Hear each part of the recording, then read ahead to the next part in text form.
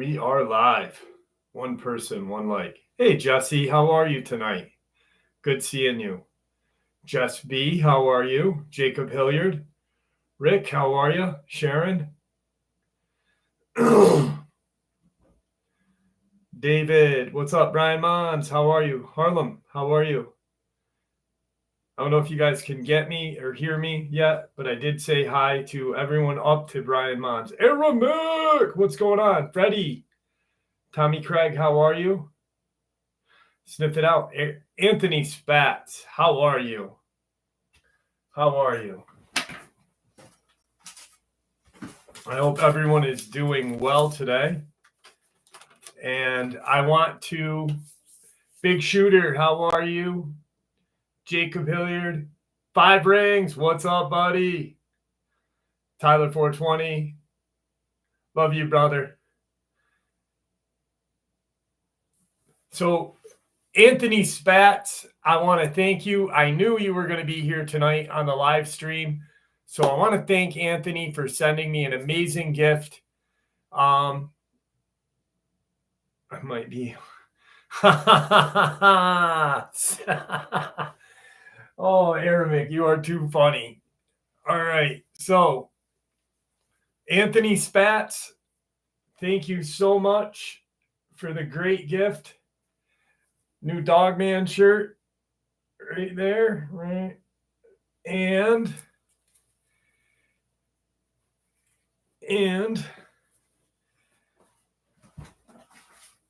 a Philip Schneider book, and Secrets of Dulce Bass. Now, interestingly enough, Anthony, were you surprised when you ordered this book from Blue Planet Project and it came like this? Because I was, because I had ordered a different one of this, got it, and I'm like, oh my God. I'm like, but surprisingly enough, perfect stuff. It's still, I think it's cool that way because it looks like an official top secret. What's up, Pops? Keith, what's going on, buddy? Keith's in the house. Scooby-Doo. George Coker, what's going on, brother? DB Mac. Bandito. My retarded brother from another mother, or retired brother from another mother, Arabic. What's going on, Frank Morris? Tommy, how are you? Gringo, how are you, buddy?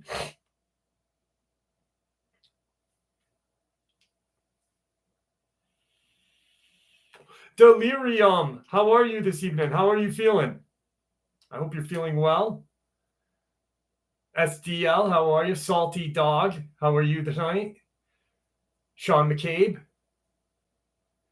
Lunatic That's Savage, how are you? Lost a fingernail today at work. Oh shit, you know that hurts. That hurts like a mother. What's up, Jeff? What's up, Jay? How are you? I just came on 4 minutes ago, buddy. Carol Hollenbeck. Vang is early tonight. How are you, Vang?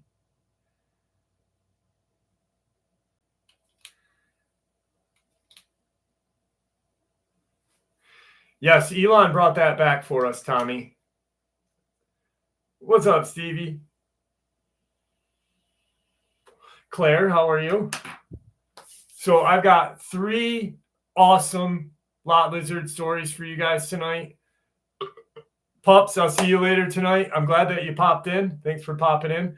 Paula Jenkins Miner, how are you?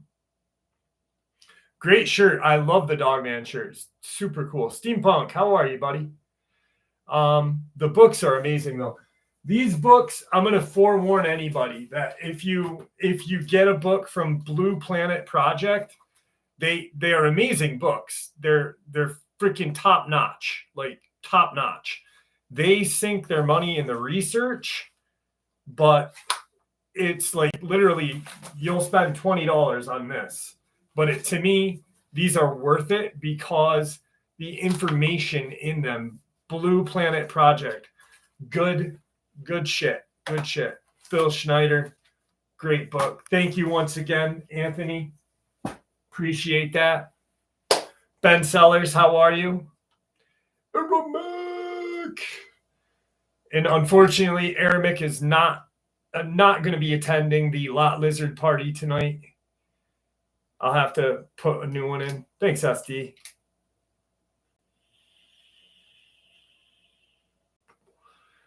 Mountain giants do feel people, Sean McCabe. They definitely feel people. They got big thumbs. I heard it hurts sometimes.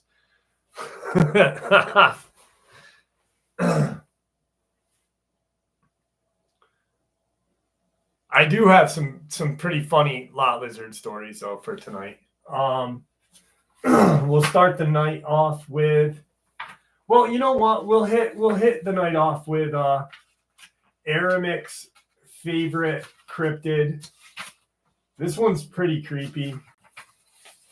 Even though when I read it, I was like, damn, this is very creepy. And Terry Marshall, how are you, buddy? Nicole Nonyo Beeswax, how are you? Robert Sharp, how are you, my friend? This one is especially for you, Aramek. What's up, Mikey?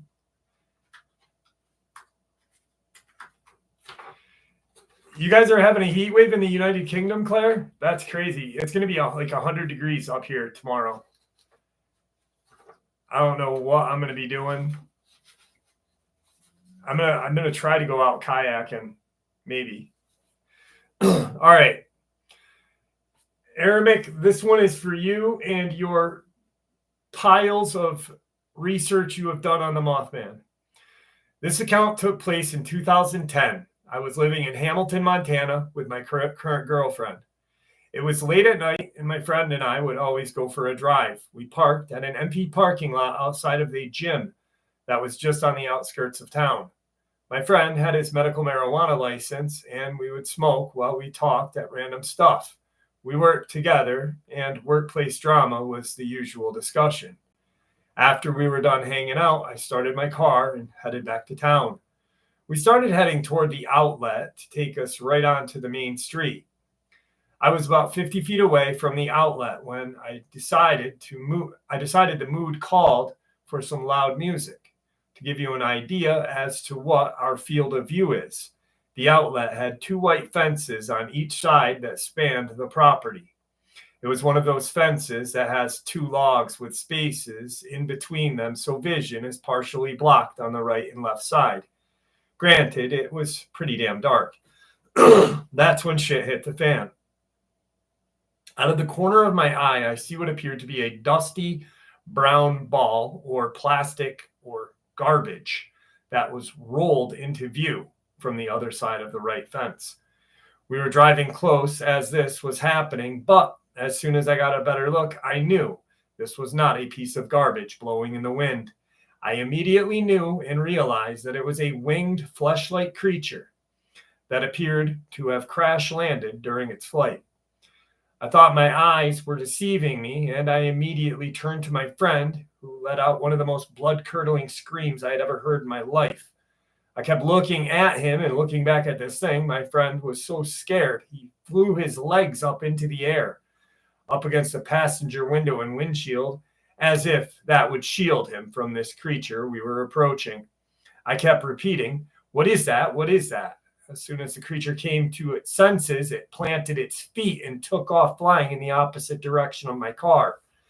At this point, I stopped the car, and all I remember is heavy breathing from both my friend and I, adrenaline.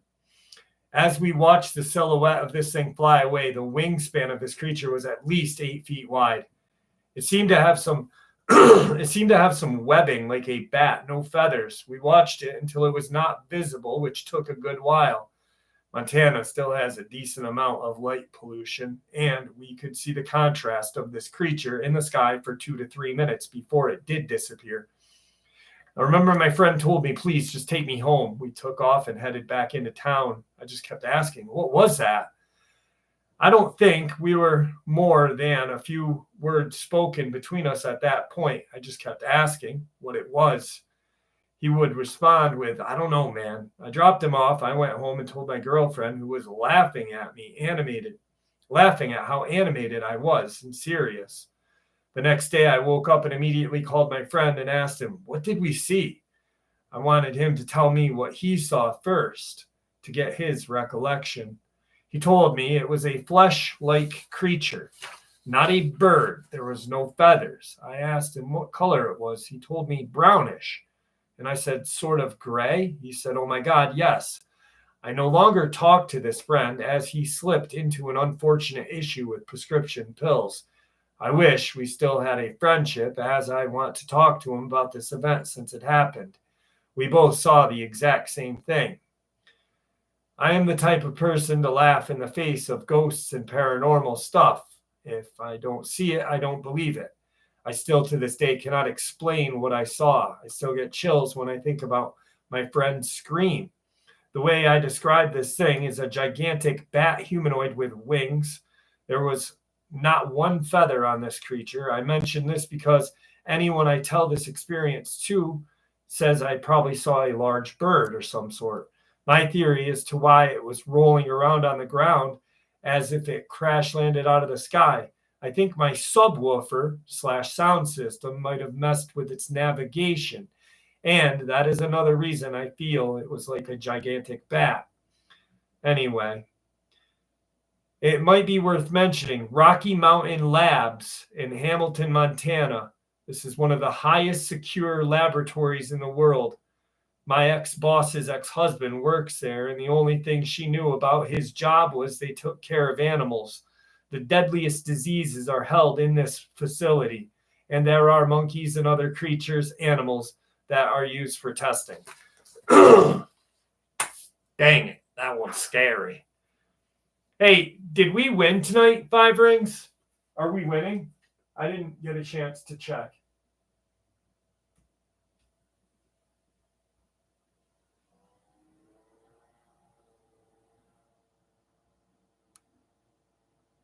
Oh, Jesus. Getting beat by Washington. Holy shite. Holy shite, man. Jeff, not everything that has wings is Mothman. Mini Crisp is out there. Well, I know, but you are the Mothman. So, Eli, how are you?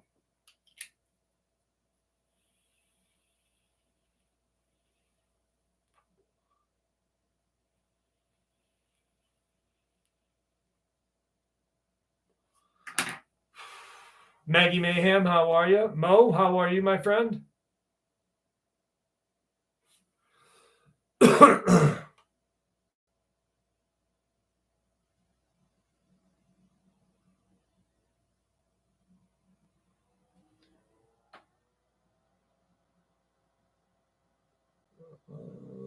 me see, trying to read.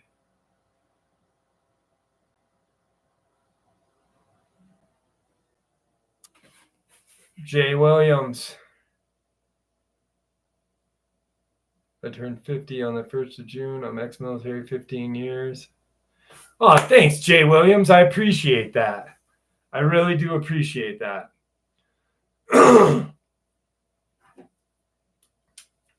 That's so nice. Thank you, brother. Appreciate everything.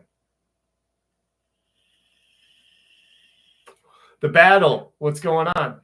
Jad, how are you? That's interesting. Jad. You know, okay, Val. Thank you. What's up, Dustin? Jan Usher or Isherwood. I would take the cold over the hot. What's up, Mr. Squiggly Lines? How are you, buddy? Munchkin Z. I know, Isherwood. My throat is messed up. I need gas money. I sold my car. Biz, how are you? All right. And actually, Aramic, I do have a couple of gargoyle encounters.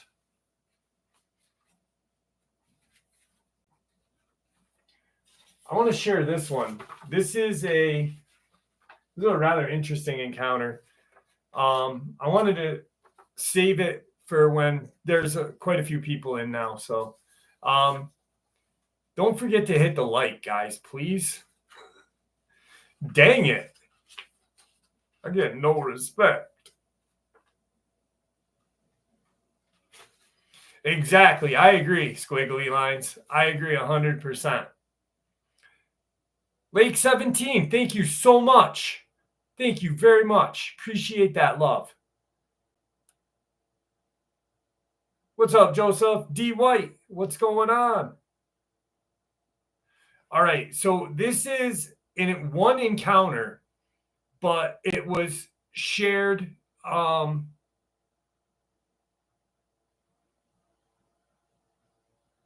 agree, Jay Williams. This is one encounter, but share two different views. Boyfriend and girlfriend views, same encounter. What's up, Carrie? How are you? MJ Bates, how are you, dear? I usually share the mountain giant or Nephilim experiences during the week.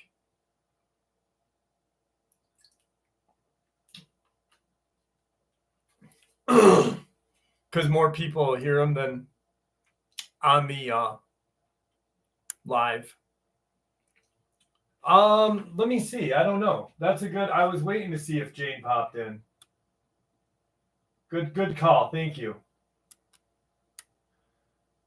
I didn't eat today, so I'm kind of shaky right now. I was literally just working on the channel all day, getting ready for the live. Jane. Stalker. Hey, are you okay? Are you coming in, or are you taking a nap? Are you feeling good? Wondering where you are. Boop. There we go. Joseph, thank you so much. Semen encounters. I think that's at like those labs. Kakalina, how are you, dear?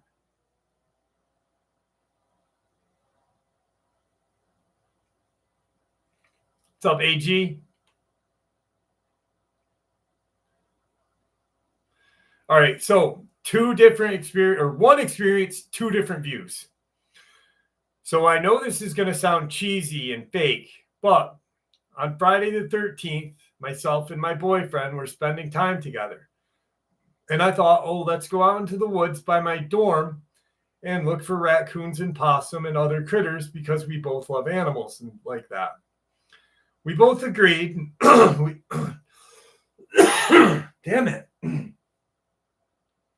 Arabic, thank you so much, brother. Appreciate that. Arabic. All right, I'm going to start it over. So I know this is going to sound cheesy and fake, but on Friday the 13th, myself and my boyfriend, we were spending time together. And I thought, oh, let's go out into the woods by your dorm and look for raccoons and possum and other critter because we both love animals like that. We both agreed, and we went and grabbed dinner and then went for a walk in the woods. It was maybe 10-ish, and we were about 2 miles in, and I see a deer jump right over the path into the brush. And I say, oh, look, there's a deer. He looks for a good 5 minutes, but doesn't see the deer, and I see it clear as day. But after we continue, we were about 4 miles deep on this trail. Then my boyfriend says, I run this trail every single morning, and I honestly have no clue of where we are. And it kind of spooks me because it's pitch black, and my boyfriend has no idea of where we are. So we see this path that takes a right, and we assume that it will be a loop and take us back to the beginning. I am about 2 to 4 feet ahead of him, and I just freeze in place with my flashlight pointing in the brush. And he comes around the corner and sees me. What the hell's wrong? And I say, look, I'm pointing my flashlight in the brush, and he's looking down, and I just say, look up. He looks up, and all you see is these bright blue humanoid eyes about 9 feet staring at me. It was really skinny but tall, and you can slowly see it scanning to me to him. I make eye contact with it for maybe a few minutes until he grabs me and says we need to go. The second he said that, the thing moves towards us in like a crooked movement. FYI, it is grassy plain area with no trees in the area, just tall grass and brush. So we walk slowly. I'm walking backward. He has me by the wrist while he walks forward. And you can see this thing stalk us until we take a left turn and retrace our steps back out of the woods. While we are walking/running, we are screaming prayer. And I don't know, it was terrifying. When we left, my body just kept telling me to go back into the woods. I couldn't stop tearing up, just staring at the woods when we got out of it. Also, while we were leaving, there was a loud shriek or howl. I know this is speculation, but I also was whistling in the woods after I saw the deer. I don't know. We smelled some super strong odor. It also got dead quiet. Now, this is the boyfriend's view.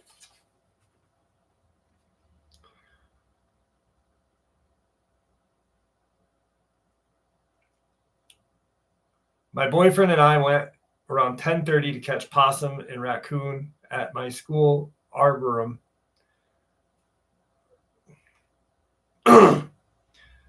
This is him. She typed it.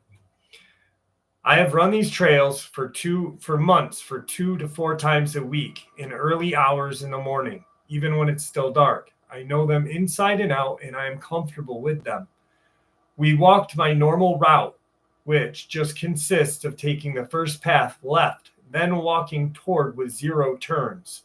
This takes you around a perimeter of the arboretum. I can't even fucking speak. Arboretum, tree place, where you can literally see the football field and residential houses. We've been walking 45 minutes when I hear a noise to the left of me and a small animal. I look around the bushes. The grass here is not too long. My girlfriend points toward the trail and asks if I see the deer. I got a pretty good vision at night. I've been walking these woods by myself since I was 10 or 11. I didn't see it, but she just kept pointing and saying that it's moving, even said it leapt across the trail at one point. By this point, in the woods are completely silent, save for some faint bug noises. I jokingly ask her if she is hallucinating, and she made an offhand comment about how it's unusual for a deer to be by itself at night. We didn't think anything of it until we got out of the trail. We walk another mile or so, and the terrain looks totally unfamiliar and smells super strong, like weed and burning. I look at her and tell her that this is not the trail that I usually take, and that I have no idea where we are. About there, the path forks into a very dark path forward, a small trail to the right. Despite her insistence, we go forward. I took us to the right. After not even 15 feet of walking that direction, I hear faint crunching of branches to my right and ask something like, "Did you hear that?" She takes her phone out and turns the light on. I start looking in the field, thinking it's maybe an armadillo or something. The grass here is incredibly dense, easily 4 feet tall, up to my lower chest. But there are no trees. We verified on maps. She's holding the phone above her head for what seems like 45 seconds to a minute. And then she just says my name and to look. I finally look above where I was searching the grass, and I see a pair of blue slanted eyes, about 9 feet tall, almost like those of a mountain lion, so bright they look like they were glowing without the light. I watched them scan from her eyes to mine, and then it started moving diagonally, completely silent. I grabbed her wrist and told her we have to go, and started pulling her back to the trail. I told her not to run because in my mind I was trying to rationalize this being a bear. She walked backward, and I kept her eyes on it while I led us out forward. I took glances back occasionally, and I could see it still stalking us about 10 feet in the distance.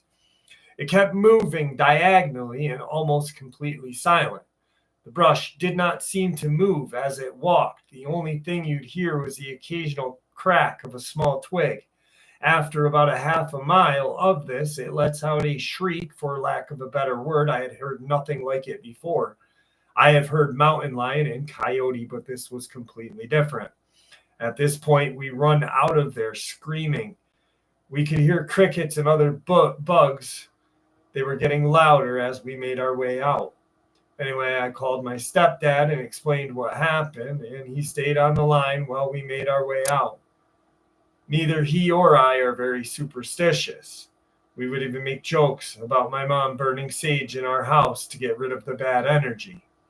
But I could tell by his voice he believed me and was trying to get me out of there without panicking.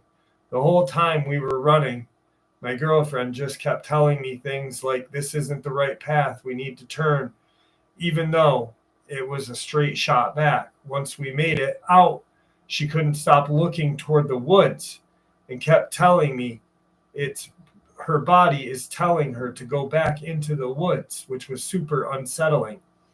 I didn't start to panic until we got back to the house. I couldn't stand going home alone and walking by that forest at night to get back to my dorm. So I stayed in her place until sunrise. Every time I close my eyes to sleep, I see the images of those eyes.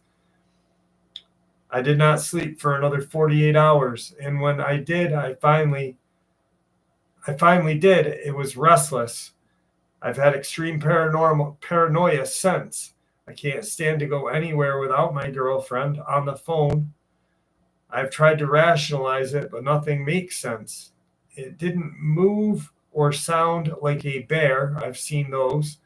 And there were no trees for it to have been a panther or a mountain lion, not to mention the fact that there's never been a sighting in this part of Florida for miles. Nothing else but possibly a panther could have had eyes like that, or that scream, nor stalked us through the woods the way it did. The only other thing I could imagine was a drone of some type, but the woods were dead silent, and we would have heard mechanical sounds.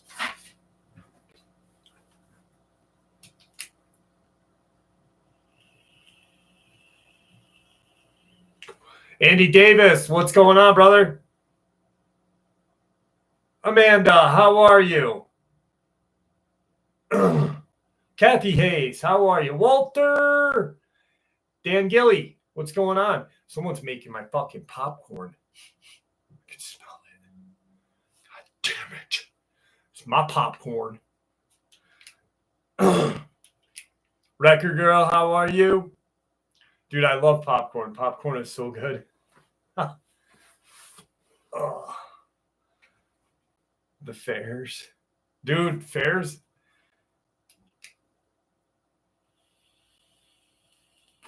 Barbie, how are you?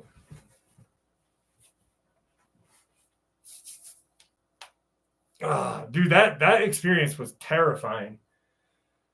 It was cool to hear it out of two people too, you know, because like even though she can't type worth beans, it was still pretty cool to hear his perspective on it, her perspective.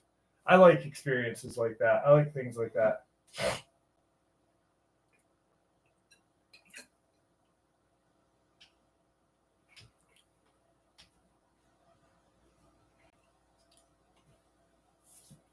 Fujiuchi.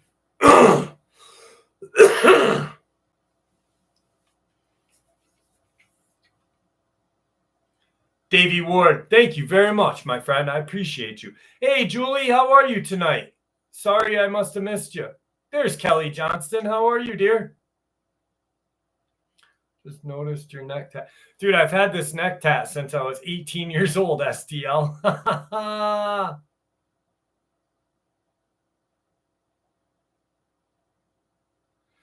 That's funny. Okay. I've got some like shorter experiences too. And I'm sorry about my throat tonight, guys. I truly apologize. Jacob Hilliard, you never noticed it? On this side.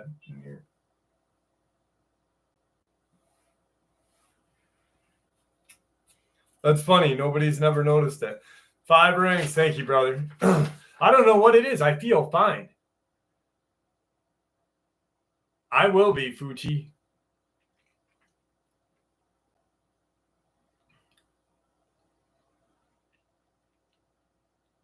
Ra, Aramik. I do. Right here.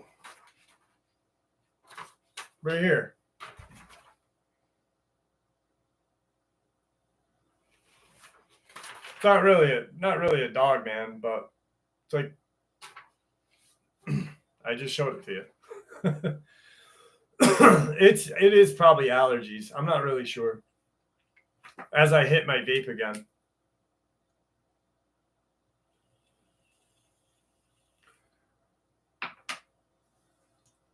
Fidipus. Fidipus Onyx. Thank you. I'm glad that you found the channel as well. There's Patrice. How are you? It loosens it up, I heard. The more you hit it, the looser it gets. Wait, that sounded so bad. The more you hit it, the looser it gets. Oh, shit. Dad's doing good, Aramik. Dad's doing well. Thank you for asking. And my head, and when I was reading the first experience, I was like, when it said flesh-like, I almost said, I did not say fleshlight.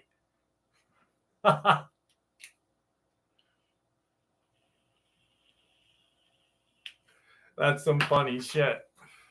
We'll do this experience and then a lot lizard story. All right? Because we're 32 minutes in. On the evening of 2010, near Roan Mountain, Tennessee, a woman was driving her ex and his son back home after a birthday dinner at their favorite restaurant and was coming along a two-way lane stretch of road when ahead of them they saw what appeared to be a large white ball that had moved out onto the highway directly from the cemetery above.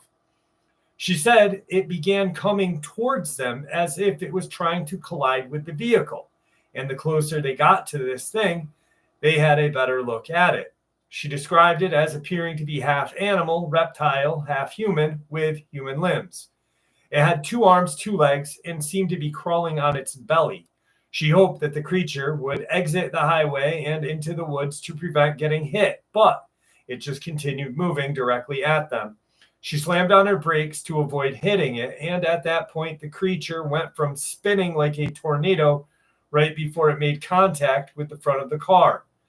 Then she said it went beneath the radiator and vanished. She, her ex, and the son were all quite shaken and terrified, and said that whatever the creature was, it wasn't anything from this world.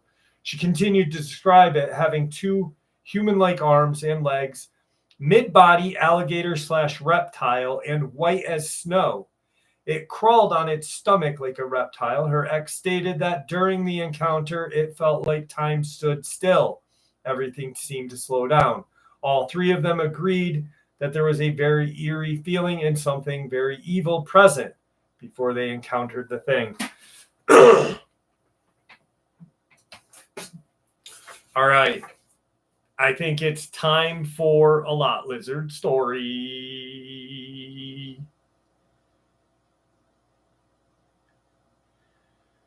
All right, here we go.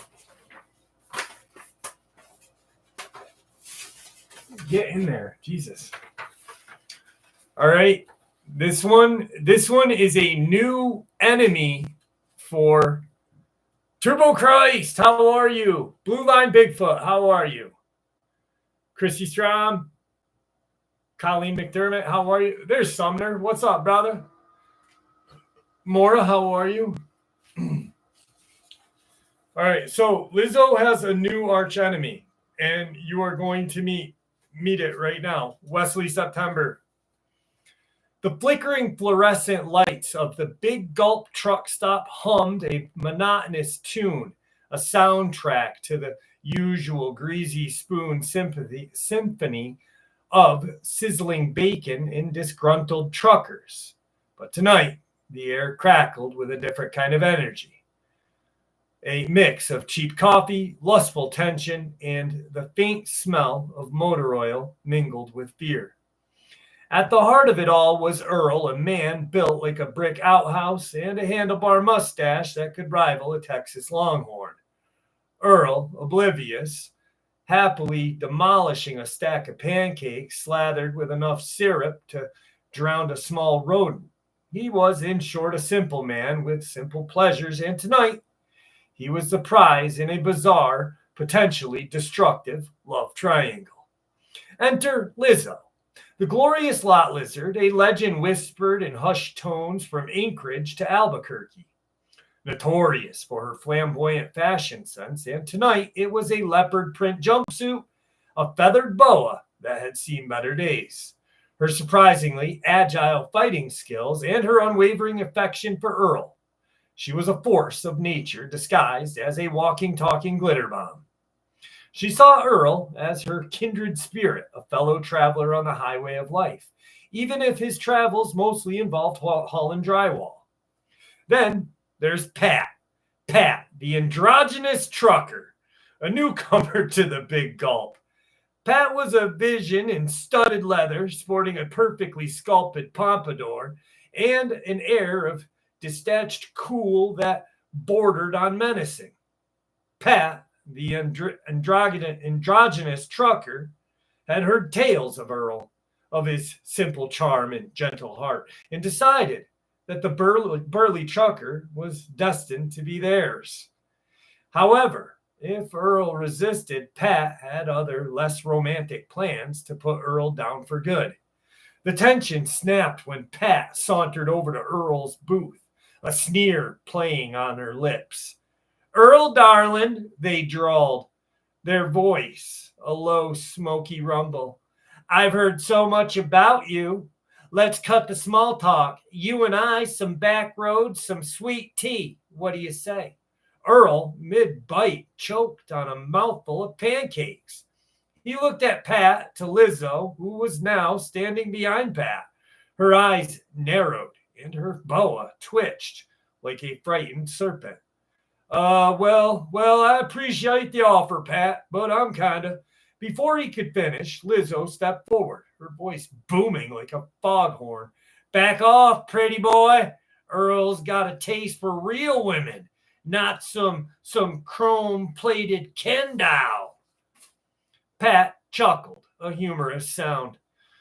"Honey, I've hauled more loads than you've seen potholes. Don't underestimate me." With a flick of their wrist, a switchblade materialized, glinting under the harsh lights. The entire truck stop held its breath, and the fighting was brewing.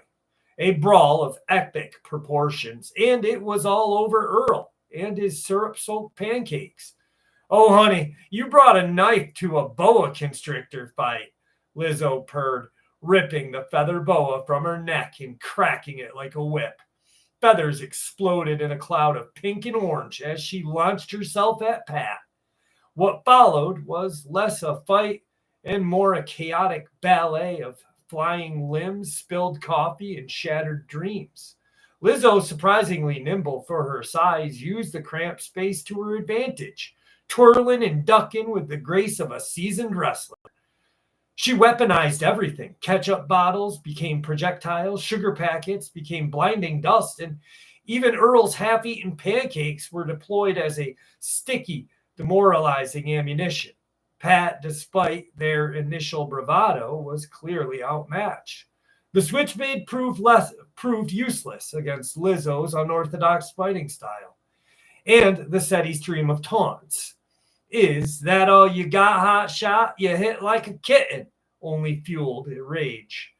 The climax arrived when Lizzo, after dodging a particularly clumsy lunge from Pat, grabbed a handful of bacon grease from the grill and flung it into Pat's face. Blinding and sputtering, Pat stumbled backward, tripping over a stack of tires and landing in a heap of greasy despair.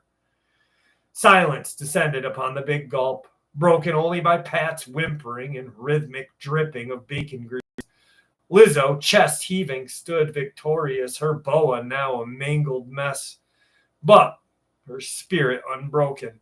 She turned to Earl, a soft smile grazing her face. "So, Earl," she said, brushing the stray feather from her leopard print jumpsuit, Pancakes still good? Earl, still slightly dazed, could only nod, his eyes wide with a mixture of fear and admiration. He had witnessed a spectacle tonight, a battle for his affection that had nearly destroyed the Big Gulp truck stop. But more importantly, he learned a valuable lesson. Never underestimate the power of lot lizard love. As the police arrived to haul Pat away, Lizzo and Earl sat back down. Their booth, a small oasis of calm amidst the chaos. Earl quietly thanked Lizzo. He paid his bill and left out the back door. Lizzo watched him drive off and smiled. She had won the battle, but the war for Earl's heart was far from over.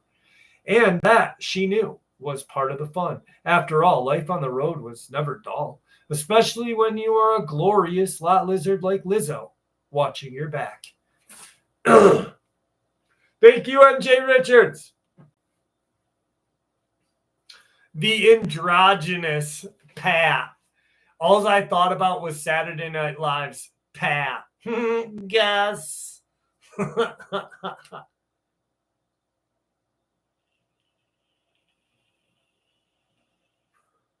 What's up, Poppy? What's up, Shepherdess Beth? How are you? Aramark! Tina Marie Anderson, how are you? Dude, I thought of Lizzo, and I literally thought of Pat. I don't know how it came up. Like, I was walking through my living room, and I'm like, oh shit. I'm like, Lizzo is going to fight Pat from Saturday Night Live tonight. I'm like, that's so good. Guess. Ryu, how are you? Motorboat. Yes, that was based off an SNL skit. Yes.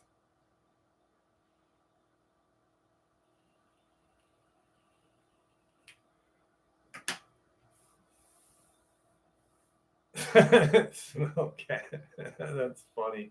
What's up, Nubian? How are you, my friend?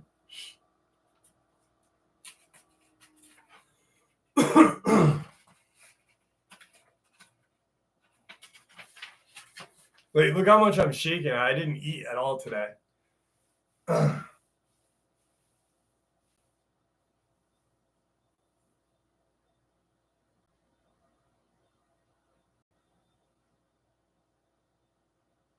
I'm glad that you're here. Eliaser?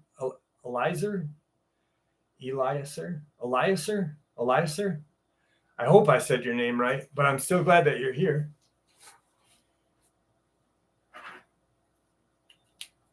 Never seen a hat, man.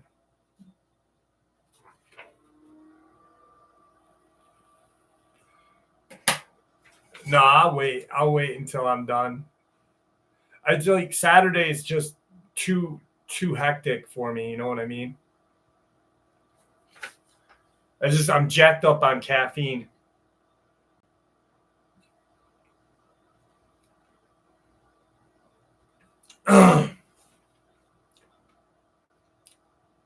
This friend of mine named Mel and I usually spend our nights together at around a campfire or out in the woods doing various things. Tonight we decided to go fishing out on our kayaks on the river in West Michigan. After we got onto the water, it was rather peaceful. We could hear fox and fish coming right up to the boat. We're shooting the breeze for maybe 20 minutes before we hit this bend. Mel had brought a friend, we'll just call him Colin. Colin was ahead of us and said he could hear singing. We all stopped our kayaks and listened, silence for 30 seconds. Then all of a sudden we hear this scream. It started high-pitched, almost like a bell, and would end in these screams of torture. We hurried our way back to the shore not too long after. Now this is the part that still has me anxiety-filled. While we are loading our kayaks onto the truck, we could still hear the screaming. It felt like it was getting closer. By the time we had everything packed up, I heard it again, this time sounding no more than a quarter of a mile up the road. Mel and I hopped into the truck, Colin and his, and headed home. As we were about to pull off this dirt road onto the main road, I saw on the side of this road this humanoid creature hunched over. Thin, long gray hair covered its face almost to its knees, and it walked with a strong and I mean strong limp. I freaked out and told my friend he hadn't seen anything, but he had felt his energy had left his body, and he almost blew through the stop sign. I told my fiance a couple days after that I felt like I was going to see the creature again, and I couldn't comprehend it. And I feel like it's going to happen soon. I have not slept very well since.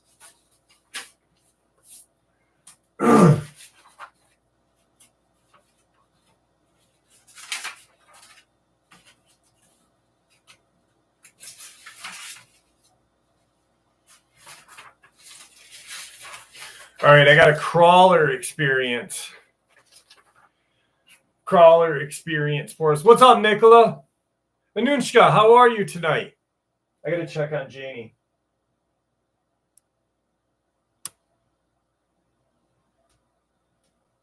Delivered 29 minutes ago. I'm going to call and hang up.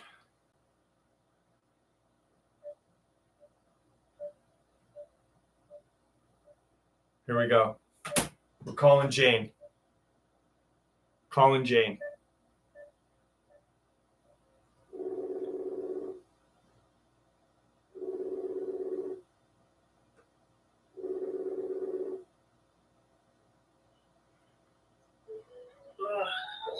Jane? Jeff, oh crap, what time is it? You're on live with us, Jeannie. Oh God, I'm sorry. I fell asleep. Oh, I'm sorry. Oh my God. We were worried about you. No, everything's good. All right. I've been so busy with she's got a lot of chickens and stuff, and her dogs and the cats, and the 2 cats. So. All right. Oh, I'm sorry. I'm gonna get right on there. All right, we'll see you in a little bit. Okay, thank you, Jeff. All right, bye. Bye. How good was that? Oh, shit. That was fantastic. I think I heard a fart in the background. Oh, shit, Obese, thank you so much. Oh, poor Jane. I love you, Jane. Jane knows I love her.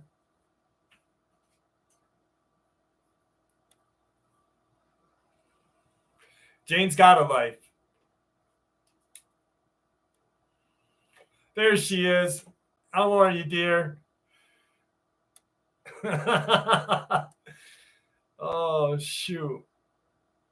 I got a crawler experience for you now. In October of 2015, when I was 17 years old, I was living in Lynn County, Iowa. I was out hanging out with my boyfriend at the time and one of his friends. Now, one thing to put out there is that his friend was a pretty outdoorsy kind of guy. He wasn't scared of much. He grew up hunting and was always out exploring the woods at all hours.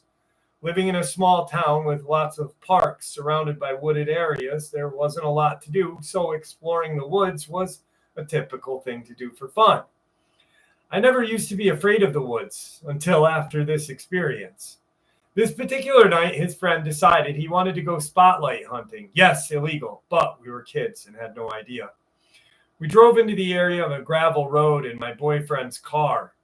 There used to be a bridge that went across the river, but it was burnt and eventually torn down, so it was closed off. And the end of the gravel had become overgrown with grass, weeds, and such. There's a tall bridge off in the distance. Actually, it's a bridge our little town is very well known for. It's got a lot of history. Well, we were out there miles away from our town and from any houses. We find this place to pull over near the end of the gravel, and my boyfriend and his buddy grab a rifle out of the trunk and their flashlight. Me being an animal lover, I didn't feel like taking part, so I chose to stay in the car. Before my boyfriend took off into the field, he told me to give them 15 minutes, and if they didn't come back, to take the car and leave them. With that, they disappeared in the dark. So there I am, sitting in the car. There is this metal railing in front of the car that we had pulled up to, which the guys had climbed over. On both sides of the car, there's tall grass, taller than the car. It was a bit spooky, but I tried to keep my mind busy. I turned the radio on and waited. 15 minutes went by, and they still were not back. I had not heard gunshots, so I figured maybe they didn't have any luck. Then I get a weird feeling, a feeling of being watched, enough to make the hairs on the back of your neck stand straight up. I tried to play it off as nerves.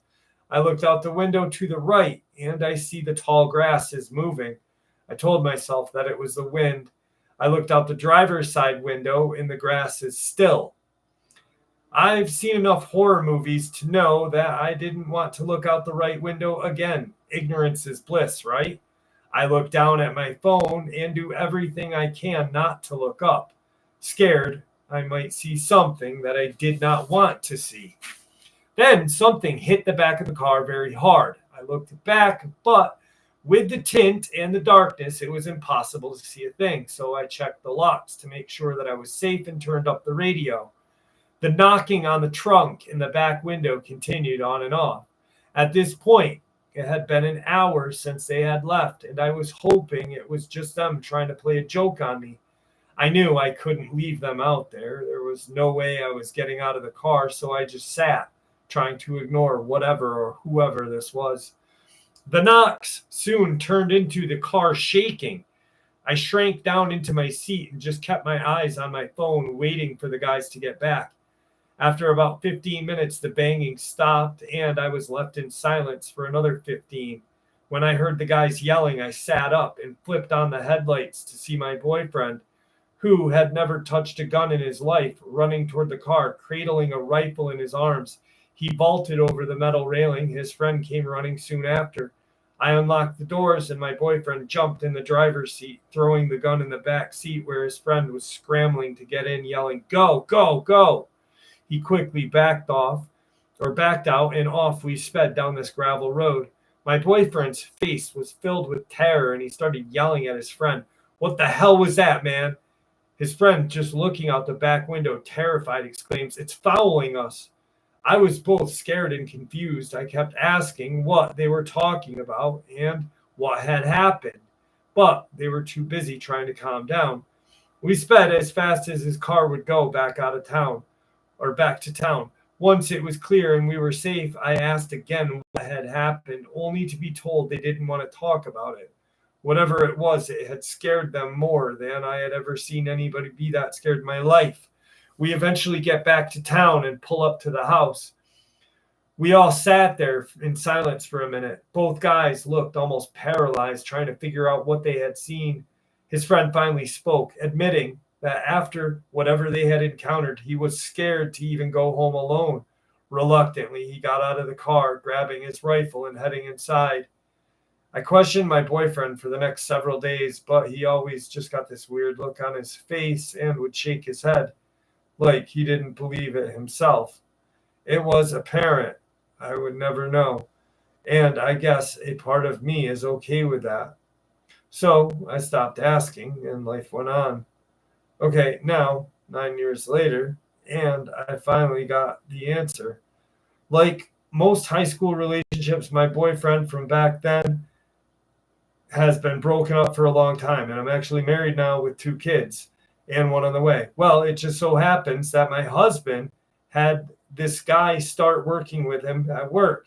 It took a couple of weeks on job stories for my husband to realize the guy was the friend of my boyfriend from those years ago. I decided to open up to my husband and tell him about that horrifying experience we had back then. I suggested maybe text the guy that he worked with and ask him about that night, and he did. And the response was not what I was expecting. He got a reply. The guy explained how the night haunts him still. He told about how they were out in the field not having any luck. They had heard a bunch of birds in the grass suddenly take flight, making a ruckus that gave the guys a bit of a jump. They went over to the area with flashlight on, and that's when they saw it. He said it was an unusually tall, very skinny, lanky, and very pale. It was odd enough to see anyone out there at this time of night, let alone being out in a large field lined in forest. This thing just did not belong. He then went on to say the weirdest thing about this thing was its voice. It had an abnormal and unexpectedly high-pitched, like a child. What did it say? Well, this is the part that sends shivers down my spine. Apparently, this creature said, "You might want to check on the girl you left back at the car." This friend described how they ran back through the field across the ditch back to the car. He said they were running as fast as they could, and this creature was running parallel to them, but through the wooded area, a much harder route. And yet, it was keeping perfect pace with them. The trees and terrain did not slow it down at all as they sprinted back to the car. That's when we started speeding back home. He said when he looked back, he could see this creature-like guy thing step over the metal barrier they had to vault and climb over, but this thing just stepped over it like it was nothing. So here I am, my experience finally concluded 9 years later. Although I've tried researching similar encounters, I still can't find anything. The only thing I know for sure is whatever it was not human. I don't know if it was a ghost, a mystery of nature, crawler, who knows. I guess what I am here to say is it was a very creepy experience, and I hope I never see this thing ever again.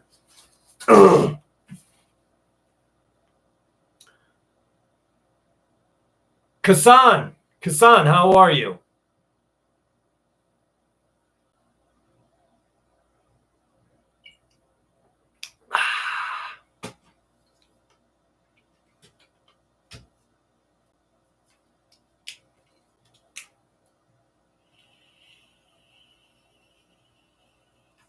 Nicola, what's up, buddy?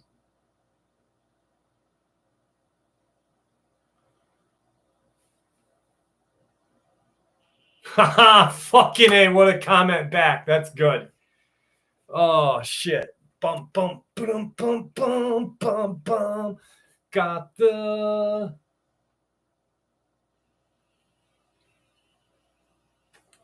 I believe... I don't know if it said where. Hang on. Iowa. Lynn County, Iowa. Jan. Lynn County, Iowa.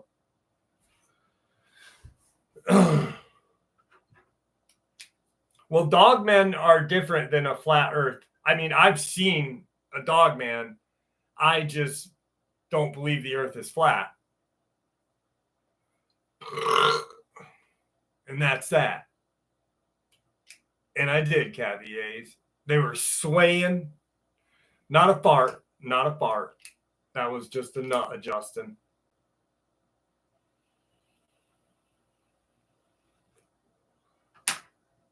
But I don't, you know what? Here's the thing. If people believe the earth is flat, I will not argue with them because I don't know. You know what I mean? I think it's round. They have their right to think that it's flat.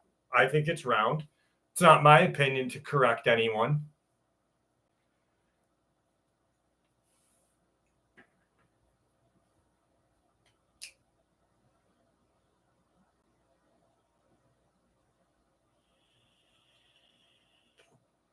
What's a Wendigo? It's spelled with an E, and it's a Native American lore, usually First Nation, like Algonquin speaking. And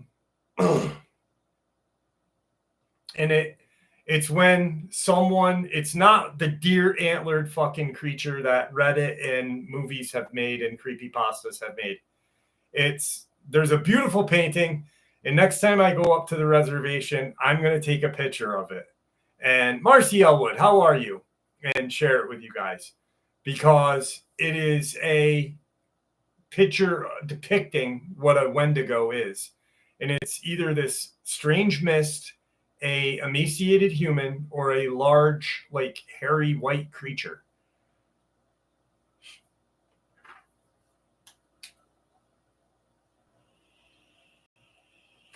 And usually after someone is, like, let's say I'm in the woods and Belle is with me and we're fucking stranded and she's hungry and kills me and eats me.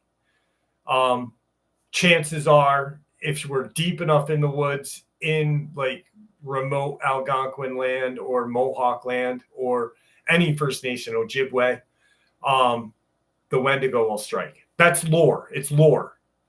It's not like a cryptid creature. It's actually lore. There's not, you know what I mean? It's hard to say. And I talked about it in my upload that I did last week. Like, skinwalkers are not cryptids. Skinwalkers are Native American lore. It's a black magic practitioner that can shapeshift. He's still a human, so he may be a cryptid while shapeshifting, but I don't know. What's up, Ginger? I think it's time for a little song. Yes, Barbie B.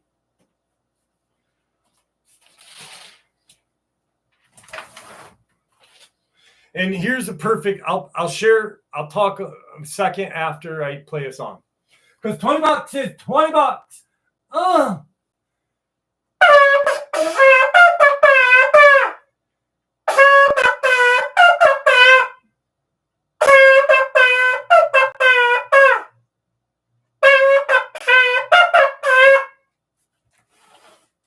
Okay. So, we're missing Shackleneck.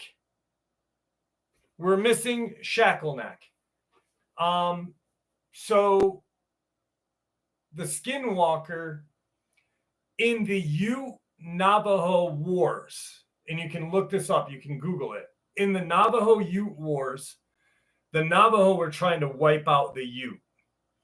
And they would use, like any other military, special forces. This is like, and they would have these warriors wear pelts of animals and put them like they looked like a deer or they looked like a coyote, and they would run to the Ute encampment and kill them or poison them. They would use this kind of poison that they would crawl up onto the Ute homes. I forget what the name of their homes were, but they would drop this poison in into like usually the fire or whatever and poison them. And then they would run away. So when the Ute warriors would get up, they would see these figures running through the fields that look like a deer running on two legs or look like a coyote running on two legs. And then as the Navajo, as years kept going by, Navajo black magic practitioners or shamans would use black magic to shapeshift. And then there was no need for the warriors to do this and that. Anyway.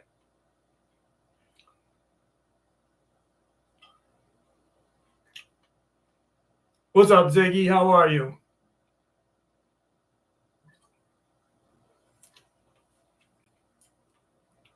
You thought what were spirits? That's people don't read or look up things. They take things for granted. You know what I mean? Like someone says something and it's Bond, you know? Like I honestly researched what I just said and it's true 100%. Like the Ute Navajo Wars, they used skinwalkers as like special forces practitioner. It's not a spirit. A skinwalker or Ye Nadalushi is not a spirit if it's a shaman that is turned into a that shapeshifted. There are shapeshifters that are spirits that are just different than a skinwalker. And skinwalkers are only Navajo. Like Ye Nadalushi means skinwalker. The Ojibwe have the bear walker. And I only know this because I read a ton about it.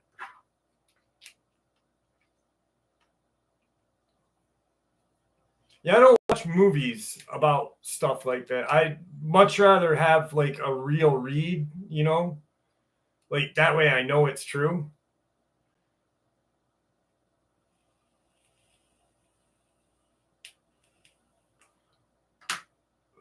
Sully, what's going on? Hey, Sully, I don't know if you caught my upload the other day, but I used your Father's Day gift to purchase a new mic. So thank you, brother. I appreciate that. Love you too, Amanda. I got a new AKG mic downstairs. So thank you, Sully. I used that and some money that I had saved up. But honestly, like, research everything. Like, everything. Not just my shit that I say, but everybody. Like, and then you'll know 100%. What's up, Rosie? How are you?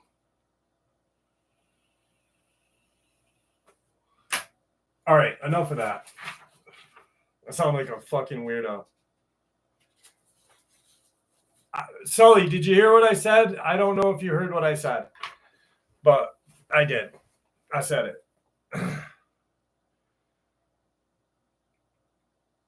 I blew out my knees. Oh, shit. That's not good. I also don't want to sound like a know-it-all. I'm definitely not. Like, I just know what I know. When you and your daughter went to the Conjuring house, it was really terrifying. You know what's weird is I like, when we were downstairs in the basement, me and Belle still talk about this. There is not a better video. There is not a better video of the crooked neck lady being captured than what I captured. Like, no one has captured any better footage than that. And I'm not tooting my own horn because I don't think I'm special. I just think that footage is amazing. That house was truly an amazing house. It was an amazing experience. The being there, you felt this like power, this whole, like, I don't know. It was a weird, in the daytime, it didn't feel that bad. At night is when it started to get really eerie. When me and Belle walked into the woods, it was a little eerie. The crooked neck lady is a spirit that is in the downstairs, one of the downstairs rooms. Yeah, I rented the house out for the night, AG. Me and Belle did. I felt some serious shit, Jay. There's like there's a video on my channel, AG. If you just type in my name, Jeff Nadolny, on YouTube, on the search part of it, just type in my name, Jeff Nadolny, and then Conjuring House, and it'll pop up. When before I went there and after I went there, I had learned some stuff about it. And there's a guy that lives across the street, like directly across the street from the house. And he had seen a crawler coming out of the woods behind the Conjuring house where the cemetery is. Also, the story of, I forget her name, but there was never a witch at the Conjuring. Like, there was never, the story is false about that. If you watch the video, the history is there. So it was cool. It was really cool. I just turned 18 and I'm from South Louisiana. I had a disturbing encounter. I'd like to add that I've never believed in any kind of stuff like this. After work, I decided to go fishing for the remainder of daylight. I went to the canal by my house that is located by a church. On my side, there is a levee that leads into a nature preserve and a highway. On the other side of the canal, there are woods with a singular tree with a warning sign. I have fished here many times with people. I was never alone, but today I was. Every time we go to this spot, we always hear a large animal running around in those woods. And we always thought it was a hog and would wait for it to come out of the thick woods, but it never did. So that day I got there, and as soon as I stepped out of the car, I got this eerie feeling, but thought nothing of it. So I hopped over the gate and walked down to the canal with my poles, and when I got there, it was normal. Just a few armadillo, bird, and other animals, so I started fishing. 15 minutes into fishing, I feel a gaze sat onto me. It was not a normal gaze. It felt as if I was being watched from every direction. As always, I heard it again, this giant creature running through the woods. Then in the distance, I heard the ominous bark. So I started to think, oh, it's a dog. As I walked along the bank casting, this thing followed me. And where I went, it went. I was getting scared. I kept looking behind me, alongside of me, in front of me, and continued for 10 minutes. I reached a certain point along the canal where there are marks in the tall, overgrown grass alongside the bank. And then I hear bang, bang, bang. It was a distinct sound of a hollow drum being hit 3 times. And then the creature started to go crazy and run rapidly. I was more afraid now than when I started fishing, and I grabbed my bag when I heard the noise bang, bang again, like the drum getting hit twice. There was a little opening in the trees. I saw the trees shake as this creature walked through the opening and stared at me. I stood frozen. I was petrified. I couldn't see its face, just a shadow, and the eyes staring at me. Black eyes, like a portal to hell. I started to walk as the creature turned away from me, and then I heard a singular drum bang, and it was quiet again. The birds started chirping, and I ran as fast as I could. I was too afraid to. I got to my car and drove home. I want to add that I've grown up here, and there are trails at the patch of woods alongside the church with bloody dresses nailed to trees, upside down crosses carved into them, and baby doll heads with their eyes gouged out. I need answers. If anyone knows what is going on, please share. Bad, bad, bad fucking voodoo or hoodoo you got going on, buddy.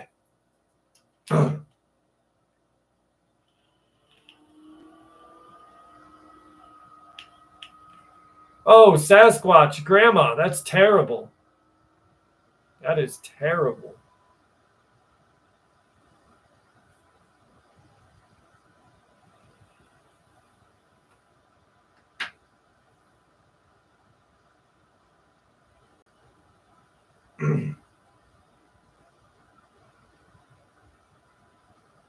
Hey, Gary, how are you? In New Mexico near Taos right now. Awesome. Gary, dude, take some pictures and send them to me. What's up, Wiley? How are you, buddy? I can imagine I would be in the dumps too if a tree fell on my house. Speak life. How are you? Oh, it's time for a lot lizard story, isn't it? Is it time for a lot lizard? Ricardo, I think 100% voodoo, black magic, or hoodoo or voodoo. Hoodoo, I think it is. Hang on a second. I got to get these suckers loosened up. There we go. There we go. All better.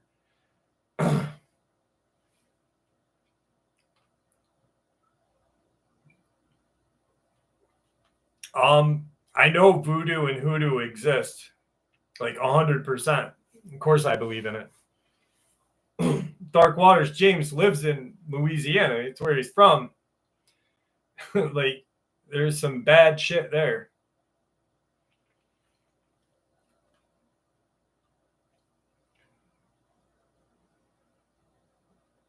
Hey, Kara, how are you? All right. Let me get my Mexicano coca opened up.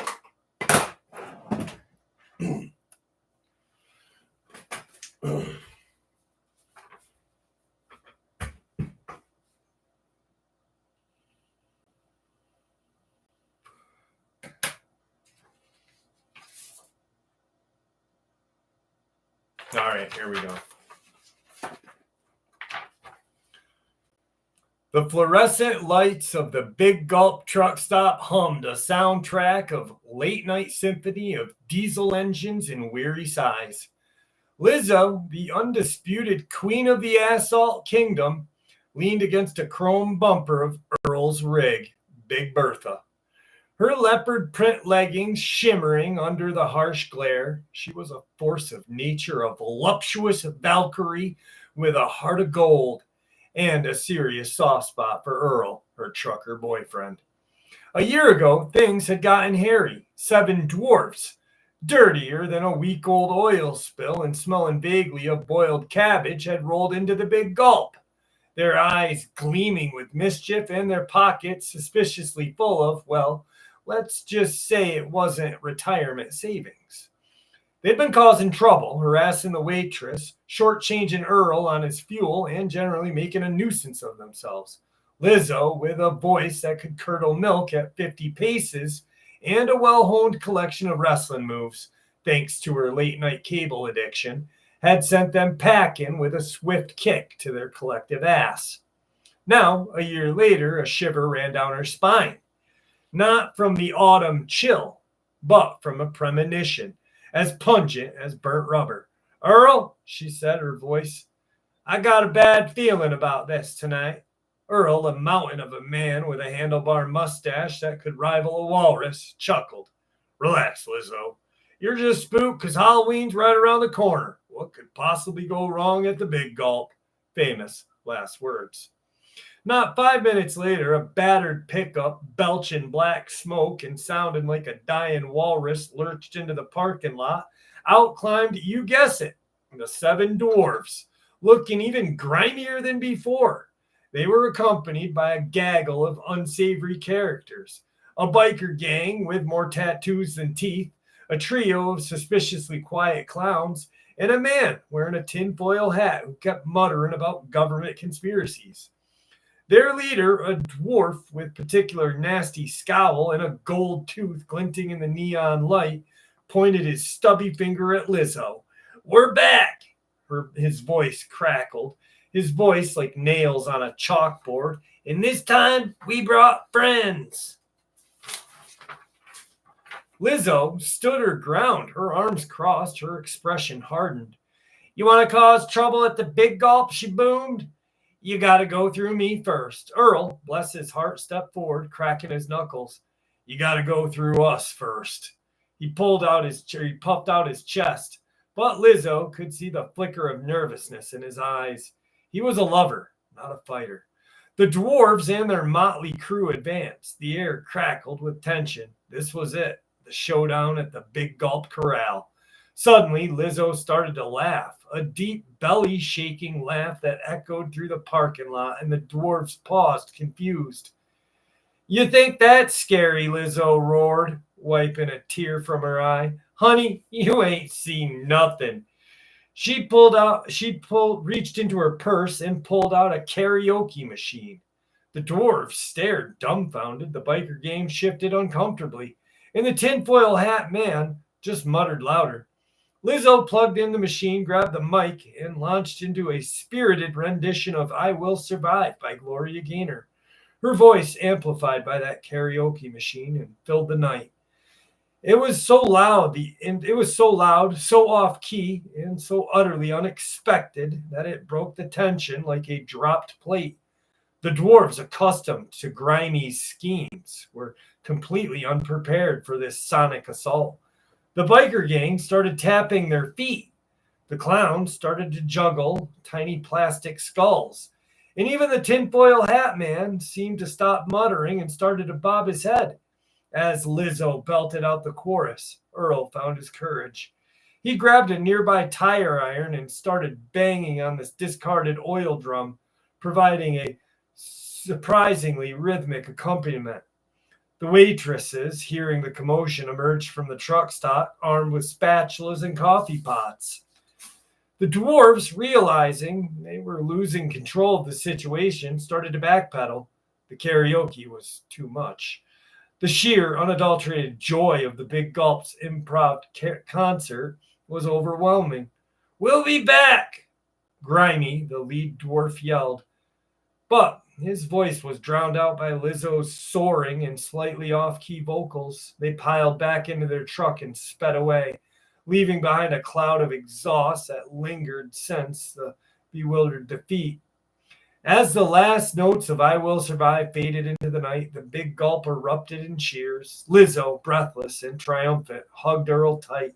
"See," she said, grinning, "sometimes all you need is a little Gloria Gaynor to win the day." Earl kissed her on the forehead. "You're one in a million, Lizzo."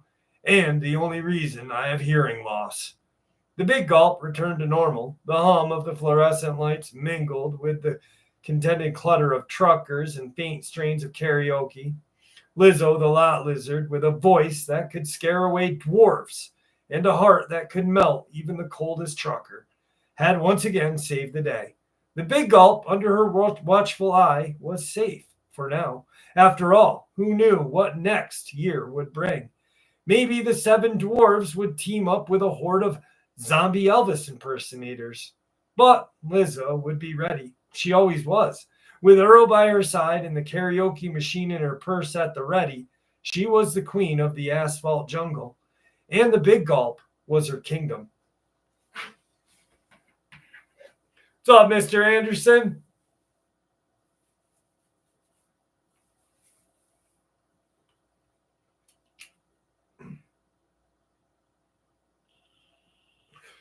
Yeah, hoodoo is different than voodoo. Thank you, Holidays. But voodoo is more or less, I would say, the reason why I said hoodoo was because it's in Louisiana, but it's not New Orleans. Mainly the hoodoo would be like offshoot in and around the, Aramic, did you like that one, buddy? Did you like that one, Aramic? Huh?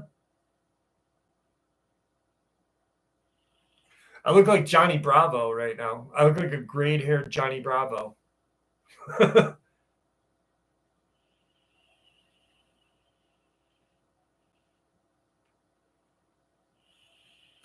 Oh, thank you, Tina Marie. I appreciate that. Nicholas Carroll, thanks, brother. Do my little Johnny Bravo. No, it's nicotine. I don't do drugs or drink. I am sober. Hoodoo, you voodoo.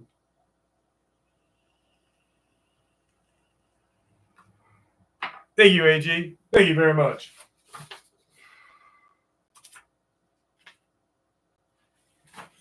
All right.